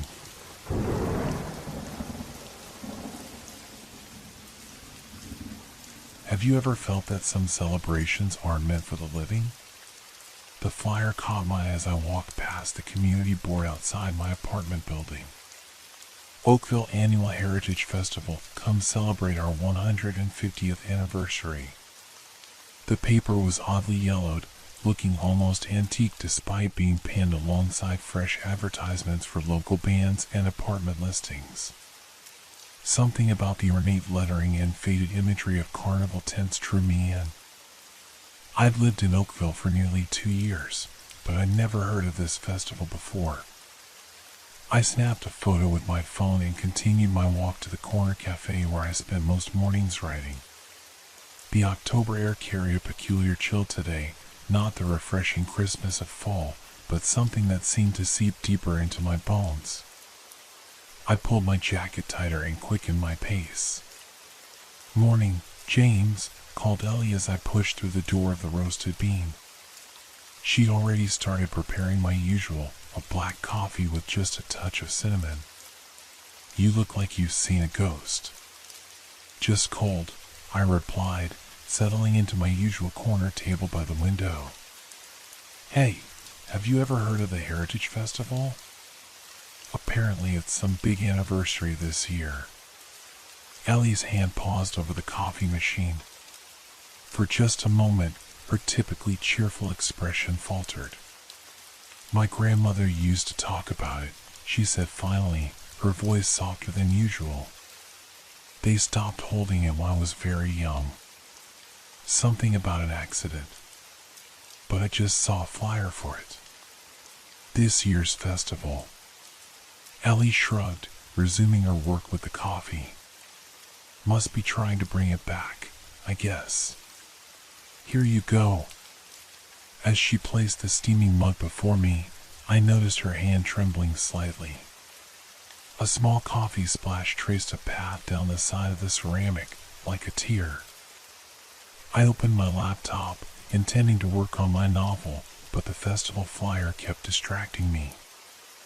I'd moved to Oakville seeking inspiration, a quiet town with character, somewhere to break my writer's block after my divorce from Elena.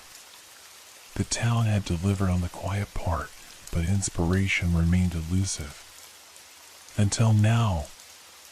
I searched online for information about the Oakville Heritage Festival, but found surprisingly little. A few old newspaper clippings mentioned it running annually from 1874 until 1992, when it was indefinitely postponed following tragic circumstances. No details on those circumstances were provided. As I scrolled through the limited search results, my skin began to prickle. The cafe suddenly felt too warm, too close. Outside the window, a shadow moved across the sidewalk, too elongated to match its owner, a woman pushing a stroller. For just a second, the shadow seemed to hesitate, turning toward the window before continuing on its way. I rubbed my eyes. Too many late nights staring at a screen. 3 hours and one unproductive writing session later, I headed home. The route took me past Oakville's Central Park, where I noticed something I'd somehow missed during my morning walk: carnival trucks and workers setting up tents. A banner hung between two oak trees: "Welcome to the 150th Oakville Heritage Festival." I approached one of the workers, a middle-aged man securing guidelines for a red and white striped tent. "Excuse me, when does the festival start?" He didn't look up. "Tomorrow at sunset." "Always at sunset." "I'm surprised there hasn't been more publicity," I said. "I only just heard about it today."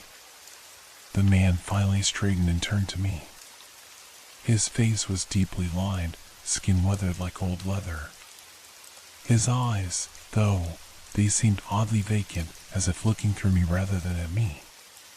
"Word gets around to those who need to hear it," he said. His voice had a strange timbre, almost like it was coming from farther away than the few feet between us. "Right," I said, taking an instinctive step backward. "Thanks." As I turned to leave, he called after me, "You should come, James. The festival has been waiting for someone like you."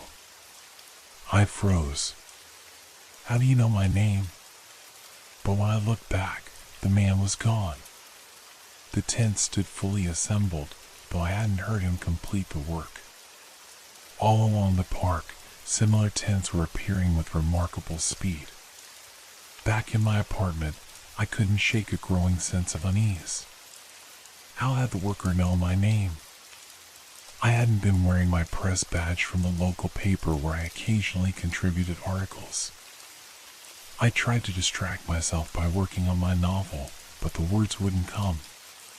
Instead, I found myself sketching carnival tents in the margins of my notebook. Beneath one, I'd unconsciously drawn a series of elongated, distorted shadows stretching away from the tent entrances. That night, I dreamed of music, distant calliope melodies that seemed to call my name between the notes. I woke several times, convinced I could still hear the tunes drifting through my partially open window, though the festival grounds were blocks away and the event hadn't even begun. Morning arrived with an unusual fog clinging to the streets of Oakville. From my window, I could see only the tops of the buildings across the street, their uppermost floors rising above the mist like islands in a white sea. My phone buzzed with a text from an unknown number: "We're saving you a special place at the Heritage Festival tonight. Don't be late, James." Some invitations only come once in a lifetime. I nearly dropped the phone. The message disappeared as I was reading it, the screen returning to my home display as if it had never been there at all. A notification sound drew my attention to an email that had just arrived, the editor of the Oakville Gazette, asking if I would cover the revival of the Heritage Festival for tomorrow's paper. "It's quite the occasion," the email read. Though strangely, no one on staff seems to remember exactly why the festival stopped in the first place. My fingers hovered over the keyboard. I should have been excited about the assignment. It was more interesting than the town council meetings I usually covered. Instead, I felt a cold weight settling in my stomach. Something about the festival felt wrong. But now, it seemed, I was expected. As I typed my acceptance of the assignment, I couldn't shake the feeling that the words were being guided by someone else's hand. Outside my window, the fog began to thin, revealing glimpses of the park in the distance. The festival tent seemed to pulse gently, as if breathing. And though it was impossible at this distance, I could have sworn I heard laughter, the kind that doesn't quite sound like joy. The day passed in a blur of anxiety and anticipation. I tried to research the festival's history for my article, calling the town library and historical society, but encountered only dead ends.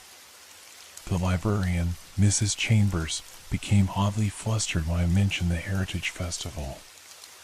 "That's all in the past," she said, her voice dropping to barely above a whisper. "Some things are better left forgotten, Mr. Reynolds." But it's happening again. Tonight. A long silence followed, broken only by her shaky breath. Then I suggest you stay home and lock your doors. She hung up before I could ask anything else. By late afternoon, my apartment felt suffocating. I paced from room to room, alternating between staring at my blank document and checking the time. The festival would begin at sunset, 6:43 according to my weather app. At 6:15, I grabbed my jacket, notebook, and camera. Professional curiosity was overriding my unease. If nothing else, this would make an interesting article. The streets of Oakville had transformed. Colorful streamers hung between lampposts, and the air carried the scent of caramel and something else, something older and earthier that I couldn't quite place. More unsettling was how empty the streets were. For an event the town was supposedly reviving after decades, there should have been crowds heading toward the park. I passed only 3 people on my walk, an elderly couple who averted their eyes when I nodded hello, and a young woman who stopped me with a gentle touch on my arm. "Are you going to the festival?" she asked. Her eyes were wide, concerned. "Yes, I'm covering it for the Gazette." She glanced nervously over her shoulder. "My grandmother worked there in the 60s. She told me stories." She trailed off, then reached into her pocket and pressed something cold and metallic into my hand. "Take this. Don't cross the threshold of any tent without it." Before I could ask what she meant, she hurried away, disappearing down an alley. I opened my palm to find an antique silver coin, its surface worn smooth except for a faint tree design still visible on one side. The park entrance was marked by an elaborate archway that hadn't been there the day before. Twisted metal formed shapes that seemed to shift when viewed from different angles, now carnival figures dancing, now reaching hands, now faces frozen in expressions I couldn't interpret. Music drifted through the air, the same calliope tune from my dream, intertwined with laughter and conversations. Yet as I passed under the archway, I realized I couldn't see the sources of these sounds. The festival grounds were nearly empty. Tents of various sizes created a maze-like arrangement throughout the park. Their canvas sides rippled despite the still air, creating undulating shadows on the ground. Each tent entrance was covered by a heavy velvet curtain, some deep red, others midnight blue or forest green. A man in an old-fashioned ringmaster's outfit appeared suddenly at my side. His smile was too wide, his teeth too perfect. "Welcome, welcome, James Reynolds. We've been expecting you." He swept into a low bow. The first visitor of the evening, what an honor. "Where is everyone?" I asked, trying to match the sounds of a crowd with the empty pathways. The ringmaster's smile didn't falter. "Oh, they're all here. All the important ones, anyway. You just can't see them yet." He gestured expansively. "But they can see you." A chill ran down my spine. The shadows cast by the tent seemed to move independently of their sources, stretching toward me before retreating when I looked directly at them. "Allow me to show you around," the ringmaster continued, placing a hand on my shoulder. His touch was ice-cold even through my jacket. "We have many attractions that might interest a writer such as yourself. Stories that are dying to be told." His choice of words made my stomach clench. "How do you know I'm a writer?" "Everyone knows everyone in Oakville," he replied smoothly. "Especially those who ask questions about things long buried." He led me deeper into the maze of tents. The music grew distorted the further we went, notes hanging too long or cutting off abruptly. I noticed that while most tents had signs advertising their attractions, fortune teller, hall of mirrors, menagerie of wonders, One large tent bore no marking except a black handprint on its entrance curtain. "What's in that one?" I asked. The ringmaster's expression flickered, revealing something ancient and hungry beneath his polished veneer. "That one's not ready for you." "Not yet." We stopped before a smaller tent with a sign reading Memories of Oakville, a historical exhibition. "This might help with your article," the ringmaster suggested. "A complete history of our little festival." As he held the curtain aside, I hesitated, remembering the young woman's warning. The silver coin felt suddenly heavy in my pocket. "Is something wrong?" the ringmaster asked, his tone pleasant but his eyes sharp. "No," I lied, slipping my hand into my pocket to grasp the coin. "Just taking it all in." Inside the tent, display cases lined the walls, filled with photographs and artifacts from previous festivals. The lighting was dim except for spotlights illuminating each display. No other visitors were present. The photographs showed crowds in period clothing from different eras, the 1800s through the early 1990s. What struck me was how similar the festival looked in each decade, down to the arrangement of tents. And in every crowd photo, at least one person was looking directly at the camera, their face blurred while everyone else remained in sharp focus. I moved from display to display, noting how the festival had remained unchanged while the town evolved around it. Then I noticed something odd. In the later photos, the crowds grew progressively smaller.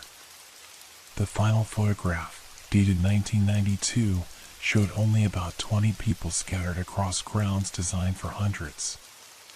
Below this photo sat a newspaper clipping in a glass case. The headline read, "Festival claims 5 more, Mayor calls for permanent end." The text of the article was too faded to read clearly, but I could make out phrases like "disappeared without trace" and "third consecutive year of unexplained incidents." My heart pounded as I leaned closer, trying to decipher more of the text. The temperature in the tent seemed to drop suddenly. My breath fogged in front of my face. "Find something interesting?" I jumped at the voice behind me. It wasn't the ringmaster, but a woman in a vintage usher's uniform. Her skin had an almost translucent quality in the dim light. "What happened to these people?" I asked, pointing to the headline. She tilted her head, studying me with unnervingly pale eyes. "They became part of the festival, as all dedicated attendees eventually do." "What does that mean?" Her smile was empty of warmth. "The festival needs new energy to continue. New voices, new laughter." She gestured toward the exit. "The next exhibition is starting soon. You wouldn't want to miss it." Outside, the festival had transformed. Where before the grounds had been nearly empty, now figures moved between the tents, but they weren't quite solid. They seemed to flicker at the edges, their movements slightly off, too fluid or too jerky. None of them looked directly at me, but I had the distinct impression they were aware of my presence. The ringmaster reappeared, materializing from between 2 tents. "Ah, there you are. Enjoying our little history lesson? What is this place?" I demanded, my journalistic curiosity now completely overtaken by fear. "These people are exactly where they chose to be," he interrupted smoothly. "The festival preserves what would otherwise be lost. Memories, experiences, joy." His smile widened. "We've been watching you, James. A man who came to Oakville searching for something, yet finding nothing but empty days and emptier pages." My throat tightened. "I never told anyone why I moved here." "You didn't have to. The festival knows what hearts desire." He gestured toward the unmarked tent with the black handprint. It's ready for you now. As if on cue, the curtain of the mysterious tent parted slightly. A sliver of golden light spilled out, along with the sound of familiar laughter. Elena's laughter, my ex-wife, whom I hadn't spoken to in over a year. That's impossible, I whispered. The festival makes many things possible, the ringmaster replied. Go on. See for yourself.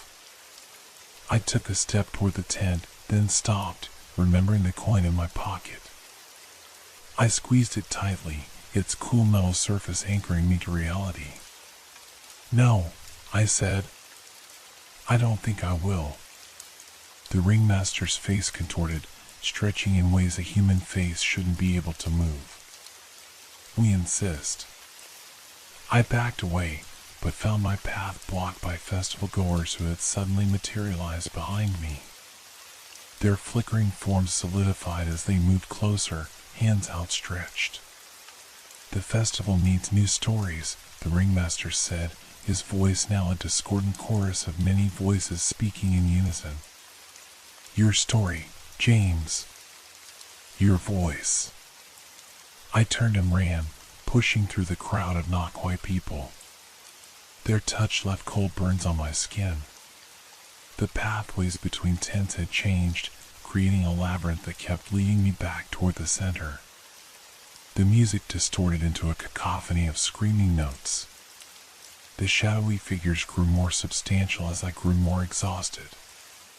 And everywhere I turned, the unmarked tent somehow loomed ahead of me, its entrance beckoning. I don't remember how I escaped the festival grounds that night. My memories become fragments after I started running, flashes of canvas walls closing in, of shadows reaching for me with two long fingers, of passing under the twisted arch and collapsing on the sidewalk beyond.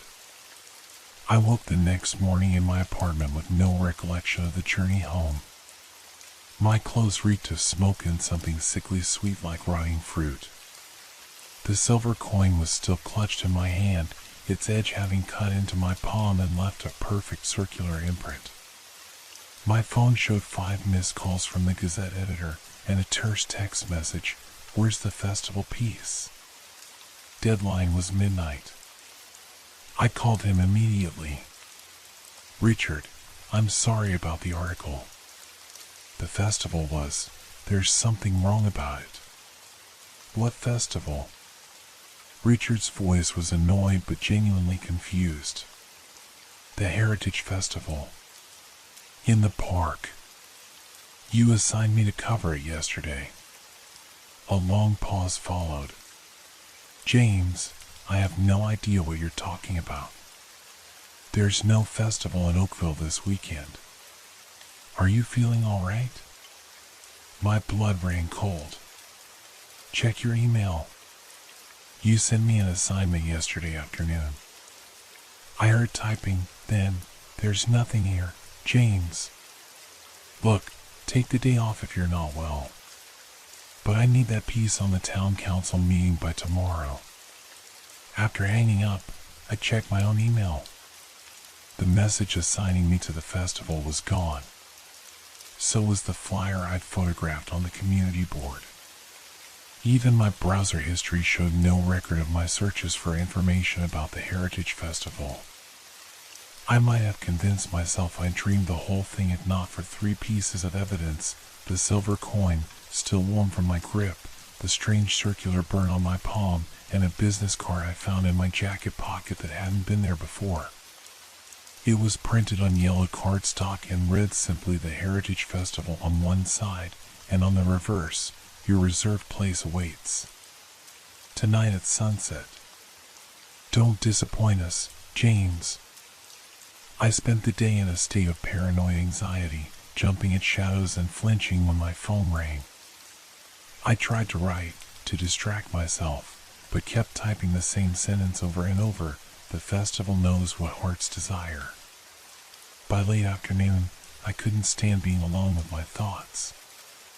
I decided to visit the Roasted Bean, hoping Ellie might remember our conversation about the festival. The cafe was unusually empty for a weekend. Ellie looked up when I entered, her usual smile absent. Black coffee with cinnamon, she asked before I even reached the counter. Yes, thanks. Ellie, can I ask you something? Do you remember our conversation yesterday about the Heritage Festival? Her hand stilled over the coffee machine. I was hoping you wouldn't come back, she said quietly. What? She glanced toward the door, then leaned across the counter. My grandmother didn't just talk about the festival, James. She was there in '92 when people went missing. The town decided to forget, to pretend it never happened. But the festival doesn't forget, and it doesn't stay gone. What is it? What happens there? Ellie's eyes darted nervously around the empty cafe. It feeds on stories, on lies that haven't reached their conclusion. People with regrets, with unfinished business. She lowered her voice further. It offers what you most desire, but once you accept, you become part of it. Just another shadow casting no reflection. The woman who gave me this, I showed her the silver coin, careful to keep it in my palm. She said not to cross any threshold without it. Ellie nodded. All protection. Iron would work too, or salt. But those only buy time. She pushed my coffee across the counter, refusing payment. James, you need to leave Oakville. Today. Now. Don't go back to your apartment. Just get in your car and drive until sunset. I can't just leave everything. There won't be anything to leave if you stay. Her voice cracked. That card in your pocket, I can see the outline. It means you've been marked. The festival doesn't invite twice, and it doesn't accept rejection. I left the cafe without drinking my coffee, my mind racing. Leave town? Abandon everything on the word of a barista I barely knew? It seemed absurd. Yet as I walked, I noticed things I'd overlooked before. How the shadows of pedestrians sometimes lingered after they had passed. How people averted their eyes when I looked at them directly. How every path I took seemed to lead toward the park, regardless of my intended direction. At my apartment building, Mrs. Novak from next door was locking her door. When she saw me, she froze, eyes widening in what looked like genuine fear. Hello, Mrs. Novak, I said, trying to sound normal. You shouldn't be here, she whispered.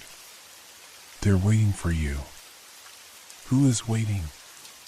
She shook her head, backing away. I hear them talking through the walls at night. About the writer who will give them new stories. New life.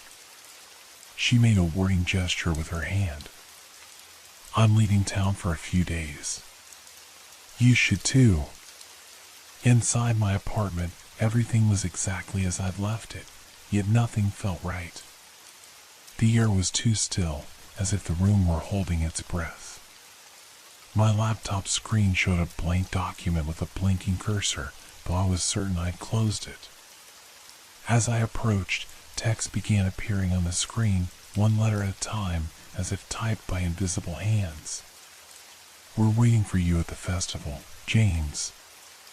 Your tent is prepared. Your story will finally have the ending it deserves.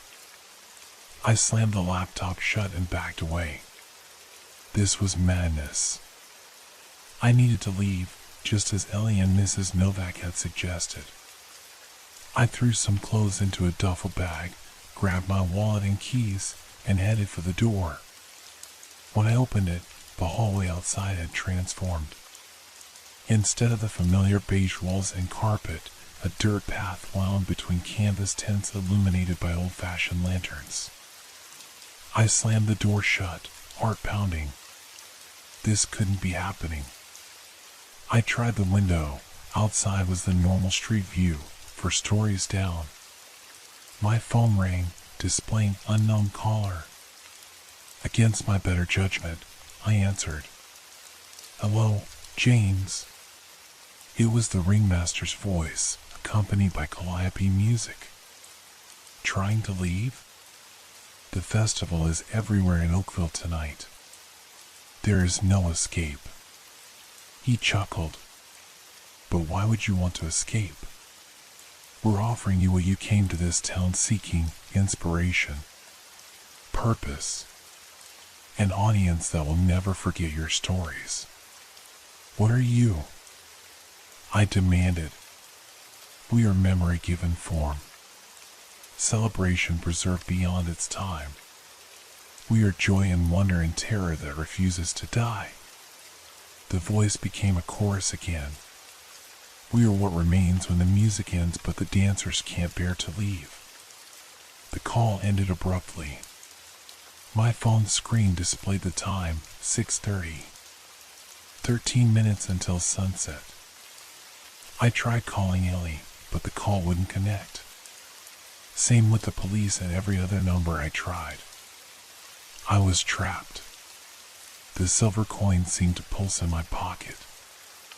I took it out, studying its worn surface.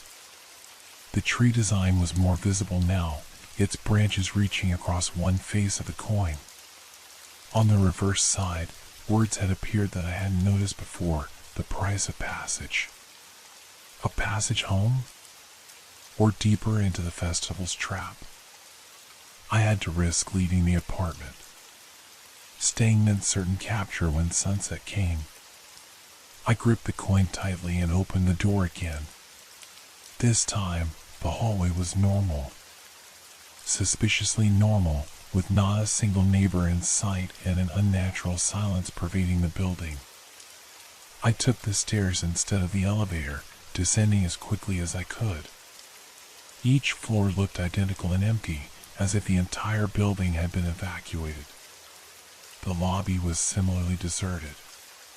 Through the glass doors, I could see my car parked across the street. Just a short dash and I could be driving away from Oakville. As I pushed through the doors, the world outside wavered like a heat mirage. For just a moment, I saw two overlapping realities: the normal street and, superimposed over it, the festival tents and twisting pathways. I ran to my car, fumbling with the keys. The engine started on the first try, a small mercy. I pulled away from the curb, accelerating perhaps faster than was safe through the residential streets. The GPS on my phone showed the quickest route out of town, and I followed it obsessively, making turn after turn through increasingly unfamiliar neighborhoods. But something was wrong. According to the GPS, I should have reached the town limits by now, yet everywhere I looked was still distinctly Oakville. Worse, the streets had begun to loop back on themselves, creating impossible geography. The sun hung low on the horizon, a bloated red orb that seemed suspended in time, refusing to complete its descent. I checked the time, 6:42. 1 minute until official sunset. The car's radio turned on by itself, playing that same calliope music. The streets ahead began to blur and shift. Buildings melted away, replaced by tents and carnival attractions. The road beneath my tires transformed into packed dirt. "No escape," whispered the radio. "No escape." I slammed on the brakes as the twisted archway materialized directly ahead. My car skidded to a stop just short of passing under it. Beyond the arch, the festival had grown. What had been a few dozen tents now sprawled across a vast expanse that couldn't possibly fit within Oakville's small park. Thousands of shadowy figures moved between attractions, their forms more substantial than before. And at the center, larger than all the others, stood the unmarked tent with the black handprint, its entrance facing me directly. The car doors locked themselves with an ominous click. The engine died and wouldn't restart. Outside, the sun finally touched the horizon. Sunset had arrived, and with it, the festival in its full power. The last rays of sunlight vanished, plunging the world into an unnatural twilight illuminated only by the festival's lanterns and string lights. They cast moving shadows that seemed to reach toward my car, sliding across the hood and tapping against the windows with finger-like appendages. I clutched the silver coin so tightly that the tree design imprinted itself on my palm, joining the circular mark from last night. The ringmaster appeared before my car, his outfit now midnight black with silver trim that gleamed despite the lack of direct light. His face was a mask of exaggerated welcome, stretched too wide in too many directions. The guest of honor arrives.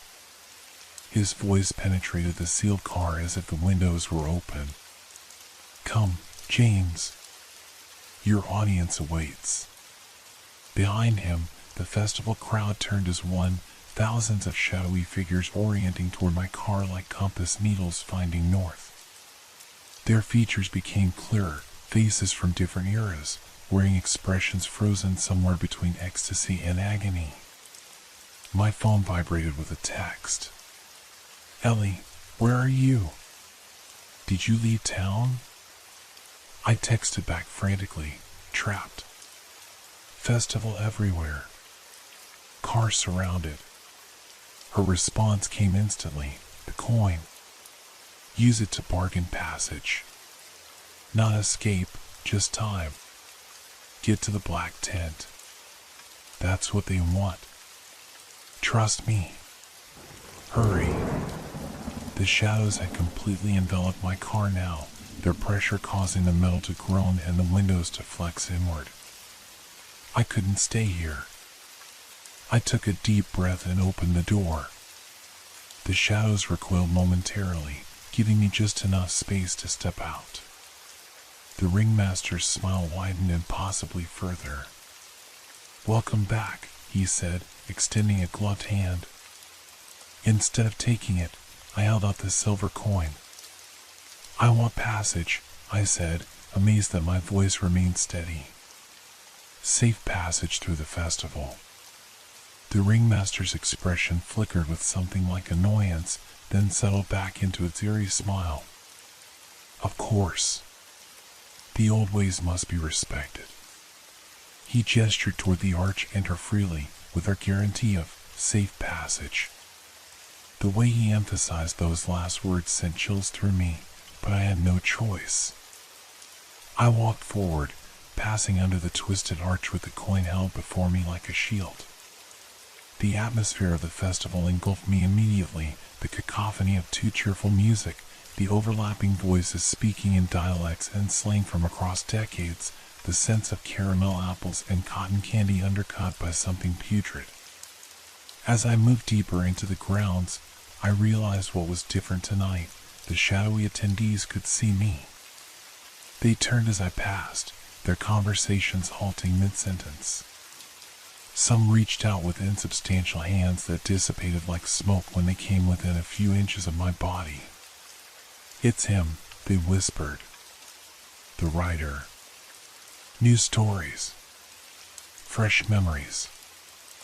I kept the black tent in sight, making my way toward it as directly as possible.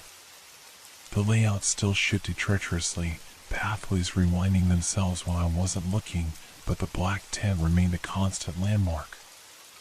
The ringmaster kept pace beside me, materializing and vanishing between steps. What do you think of our little gathering tonight? He asked, as if we were merely two acquaintances enjoying a community event. Much livelier than yesterday, wouldn't you say? These people, I said, watching a group of festival goers from what appeared to be the 1950s laughing around a game booth, they're not really here, are they?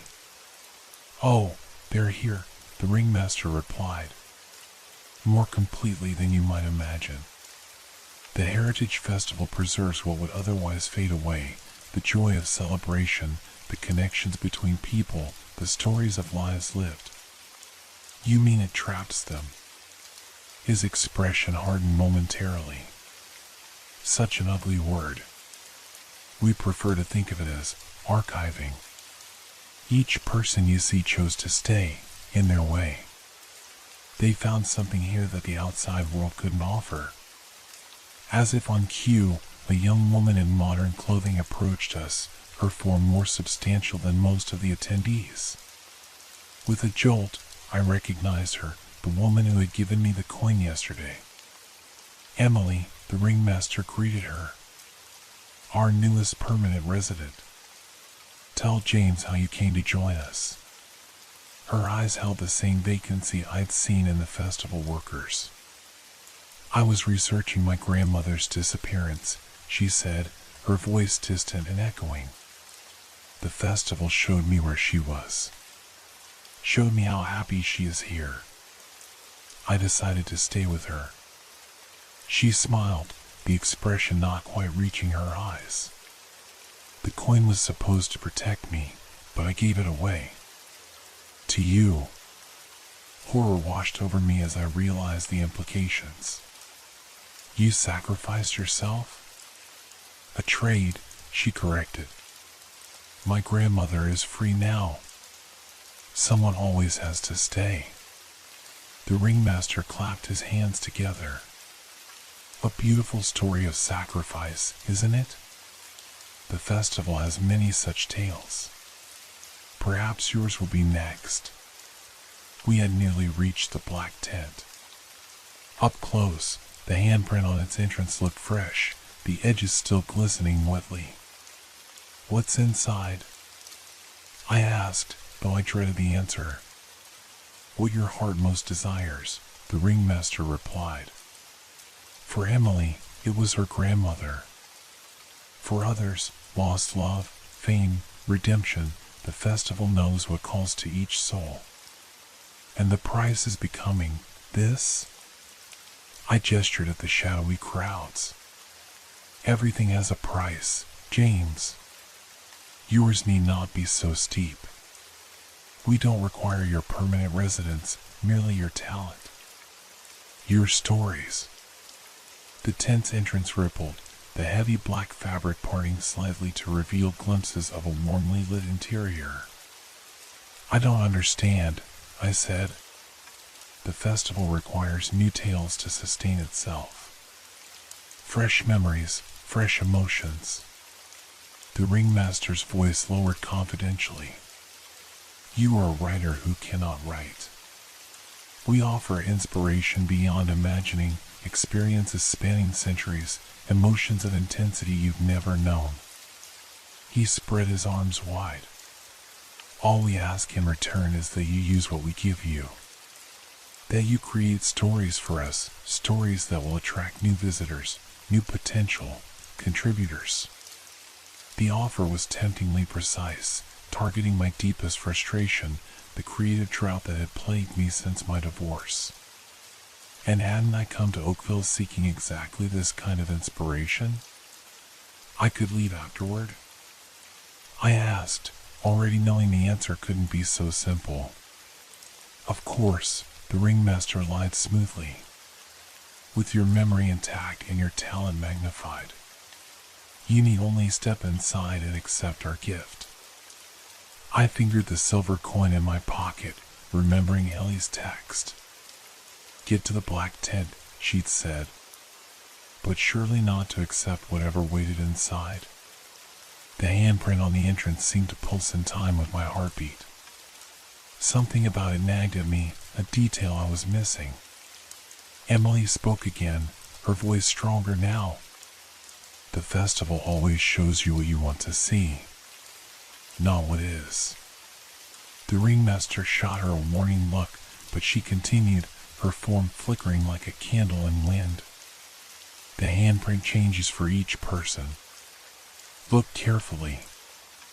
I stared at the black impression on the tent's entrance.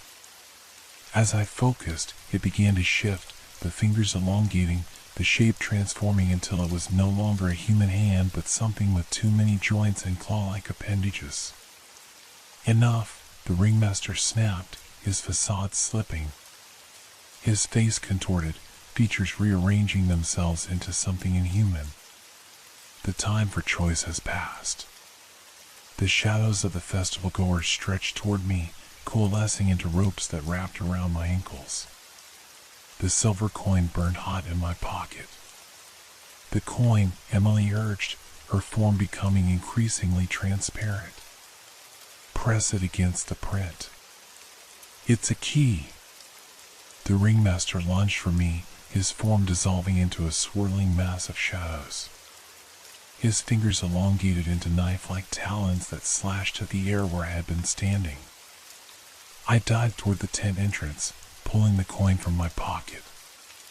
The silver burned in my hand as I pressed it against the alien handprint. The moment they touched, an electric shock traveled up my arm. The coin fused with the fabric, the tree design on its surface spraying outward like growing branches, silver lines racing across the black canvas. A deafening shriek erupted from the ringmaster as the tent entrance parted.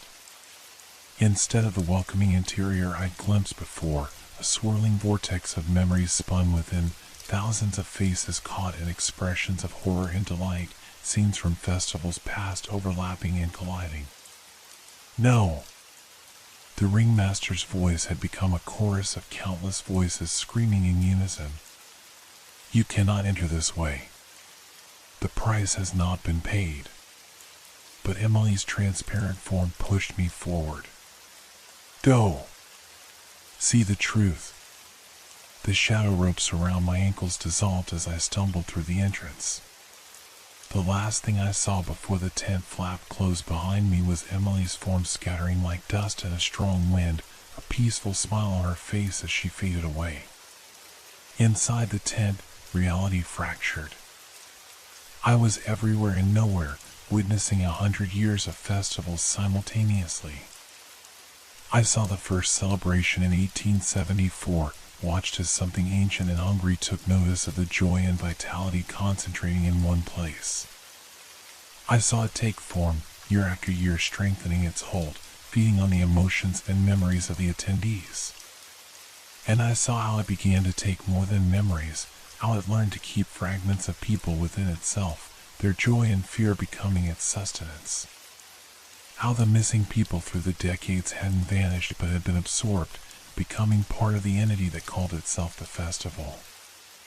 At the center of this maelstrom, a pulsing darkness gathered, the true form of what lurked behind the ringmaster's mask. It had no definite shape, only hunger and ancient patience.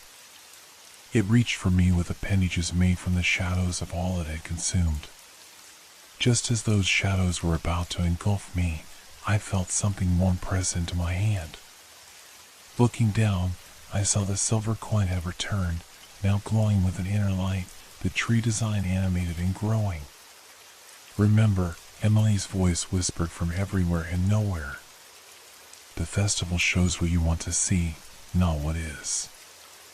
I closed my eyes, clutching the coin. What did I want to see? Not this horror, but escape. Safety. Home. When I opened my eyes again, the chaos had stilled. I stood in an empty tent, empty except for a simple wooden desk with an old typewriter. Next to it sat a stack of yellow paper, and atop that, a newspaper clipping. I approached cautiously. The headline read, "Local writer exposes truth behind Heritage Festival disappearances." The byline bore my name, but the date was tomorrow. The typewriter began to click by itself, keys depressing without human touch. Words appeared on the paper loaded into it. The story is the key. Write the ending you choose. Understanding flooded through me. The festival fed on stories, but perhaps it could also be bound by them. Shaped by them. Defeated by them. I sat at the desk and began to type. My fingers flew across the typewriter keys with a certainty I hadn't felt in years. Words poured out of me, not the self-conscious, stilted prose I'd been struggling with since moving to Oakville, but something raw and powerful. I wrote the truth as I had experienced it, the festival's hunger, its deception, its centuries of feeding on the unwary. I wrote about the missing people, naming them from the visions I'd seen in the swirling chaos, starting with the 5 who had disappeared in 1992, working backward through the decades.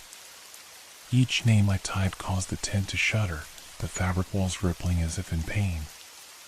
The typewriter grew hot beneath my fingers, the keys beginning to glow with the same silver light as the coin.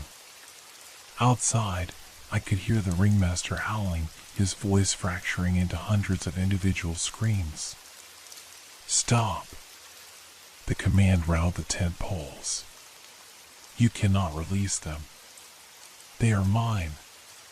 But I continued typing, describing how each person had been lured in, what desires the festival had exploited, how it had twisted their hopes into traps. With each story completed, I felt a tension release in the air around me, as if tethers were being cut. The shadows that had formed the walls of the tent began to thin, daylight bleeding through in thin rays that burned where they touched the darkness. I had nearly finished documenting the victims when the typewriter jammed. The keys locked in place, refusing to move no matter how hard I pressed. The paper began to blacken around the edges, an inky darkness spreading across my written words, obliterating them. "Did you think it would be so easy?" The ringmaster's voice oozed from the typewriter itself. "This is my story. My festival. You are merely a character in it." The desk beneath the typewriter began to melt, wood transmuting into the same shadowy substance that composed the festival entities.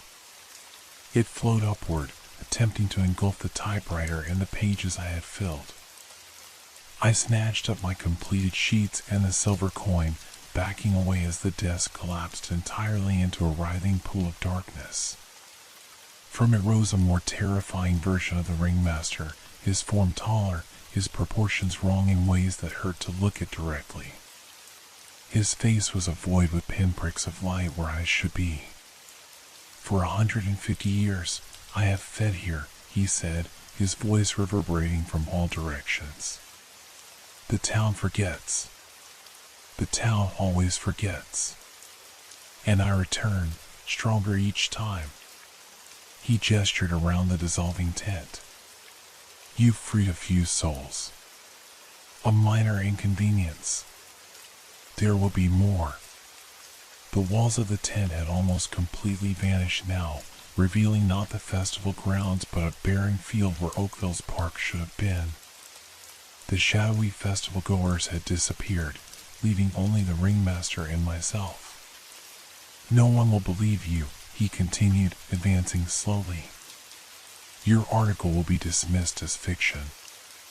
Your warnings ignored. And next year, I will return, perhaps with a different name, a different form, but the same hunger." He reached for my pages with elongated fingers. "And you will be nothing but a tragic tale told by future shadows." I backed away, mind racing. He was right. Who would believe such an impossible story? Even with all I've written, I had no proof, no way to convince others of the danger. Then I remembered Emily's words, "The festival shows what you want to see, not what is." And what I wanted more than anything was to expose the truth in a way that couldn't be ignored or forgotten. I pressed the silver coin against the papers in my hand. "You feed on stories," I said, an idea forming. "But you've forgotten what gives stories their power." The ringmaster paused, head tilting at an impossible angle. "And what is that, little writer?" "Belief," I answered. "Stories shape reality when people believe in them. And I know exactly how to make them believe." Before he could respond, I began to read aloud from my pages, infusing every word with the conviction of my experience. As I read, the silver coin grew warmer, and the ink on the pages began to shimmer with the same metallic glow. "Stop!" the ringmaster shrieked, lunging forward. But something extraordinary happened as my words filled the air. The empty field around us flickered, overlaid with images that corresponded to my narrative, transparent echoes of the festival as it truly was, not the glamorous illusion it projected. The hungry void at its center, the trapped souls feeding it, the centuries of deception, all became visible, projected like a film across the reality of Oakville. I realized I could see lights in the distance, real lights from real buildings. We were still in the park in the center of town, and as I continued reading, windows illuminated as people woke, drawn by some instinct to look toward the park. The ringmaster's form began to dissolve, tatters of shadow peeling away with each sentence I completed. "You cannot," he wailed. "The town must forget. The town always forgets." "Not this time," I replied, turning to the final page. On it, I found words I hadn't written, or perhaps had written in some state beyond conscious thought. And as dawn broke over Oakville, the Heritage Festival was seen for what it truly was, not a celebration, but a parasite that had fed on the town for generations. Its true form exposed by the light of day and the power of truth, it could no longer maintain its hold. The entity that had called itself the Ringmaster fragmented, releasing all those it had consumed over the decades. Their shadows returned to proper rest, their stories preserved not as fuel for darkness, but as warnings for the future. The silver coin, passed through generations of those who knew the truth, returned to the earth from which it came. And the writer who had been chosen to end the cycle walked away as the sun rose, carrying with him both the burden of knowledge and the lightness of freedom. As I read these final words, the coin in my hand grew impossibly hot, then dissolved into liquid silver that ran between my fingers and soaked into the ground. The ringmaster gave one final, multi-voiced scream as his form shattered completely, fragments of shadow dispersing like smoke in a strong wind. All around the park, I could see people gathering at its edges, dozens, then hundreds of Oakville residents, their faces illuminated by the spectral images still playing out across the night sky. They were witnessing the true history of the Heritage Festival, a century and a half of forgotten horror exposed at last. And among them, standing at the forefront, was Ellie, her face solemn but her eyes bright with something like victory. Dawn broke over the eastern horizon. The first rays of sunlight touched the park, and the last of the shadows retreated, leaving behind only an empty field and hundreds of witnesses who would never forget what they had seen. I walked toward Ellie on legs that threatened to buckle with each step. My throat was raw from reading, my hand burned where the coin had melted away. "You knew," I said when I reached her. "You knew all along." She nodded. "My grandmother was one of the 5 who disappeared in '92. The town convinced itself there had been an accident, that they had all left Oakville for various reasons. Everyone accepted the lie because the truth was too terrible." She looked past me to where the black tent had stood. "But some families passed down the truth, along with the protection." "The coin," I said.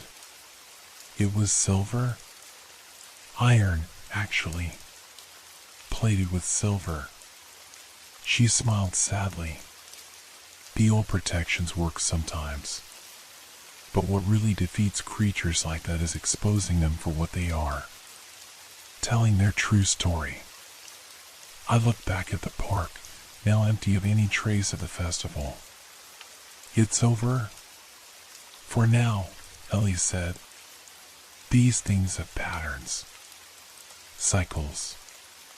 150 years since it began, it might be that long before it can gather strength again." She touched my arm gently. "You broke the cycle, James. You gave the town back its memory." All around us, people were talking excitedly, some crying, others embracing in relief or shock. I recognized Mrs. Novak and other faces from around town, all processing what they had witnessed. Richard from the Gazette pushed through the crowd toward me, his journalist's instincts clearly overpowering his confusion. "James, what the hell just happened? Was that some kind of projection? A mass hallucination?" I looked down at the pages still clutched in my hand. The words remained, but the silver sheen had faded, leaving ordinary ink on ordinary paper. It's a story, I said finally. One that needs to be told. 3 months later, I was still in Oakville. My book, Shadows from Forgotten Festivals, had found a publisher with surprising speed. Something about the manuscript had apparently resonated with the editor on a level she couldn't quite articulate. The town had changed. People spoke openly now about the festival and its victims. Memorial services were held for those who had been lost over the decades. Archives were searched, oral histories recorded, the truth preserved in ways it hadn't been before. I had found my voice as a writer again, the words flowing easily now. Not just for the book about the festival, but for new stories as well, fiction that nonetheless carried echoes of truth about the thin boundaries between reality and nightmare. Ellie and I had grown closer, bonded by our shared experience.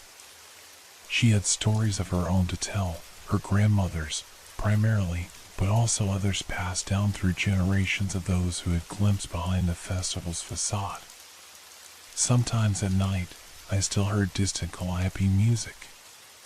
Sometimes shadows in my peripheral vision seemed to move independently of their sources.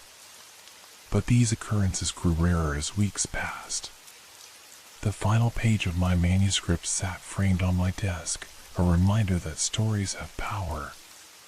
That truth, once spoken aloud, is difficult to suppress. That memory, preserved and shared, can be both warning and protection. And sometimes, on restless nights when I walk past the park, I could swear I see Emily standing beneath the old oak tree, a peaceful smile on her face, her form more substantial than any mere shadow. She never speaks, but her presence feels like a benediction and a reminder that some sacrifices echo beyond the moment they're made. The Heritage Festival would not return to Oakville in my lifetime. Of that, I was certain. The cycle was broken, the pattern disrupted. But somewhere, in some town where joy mingles with shadows and memory fades too quickly, colorful tents might even now be rising. A ringmaster with a too-wide smile might be practicing his welcome. A festival might be preparing to feed. And I can only hope that there, too, someone will find the courage to tell the true story, to write an ending where the shadows don't win. Because that's the thing about stories, they never really end. They just wait for the next teller, the next witness, the next chapter. And I, for one, will be watching the shadows, pen in hand.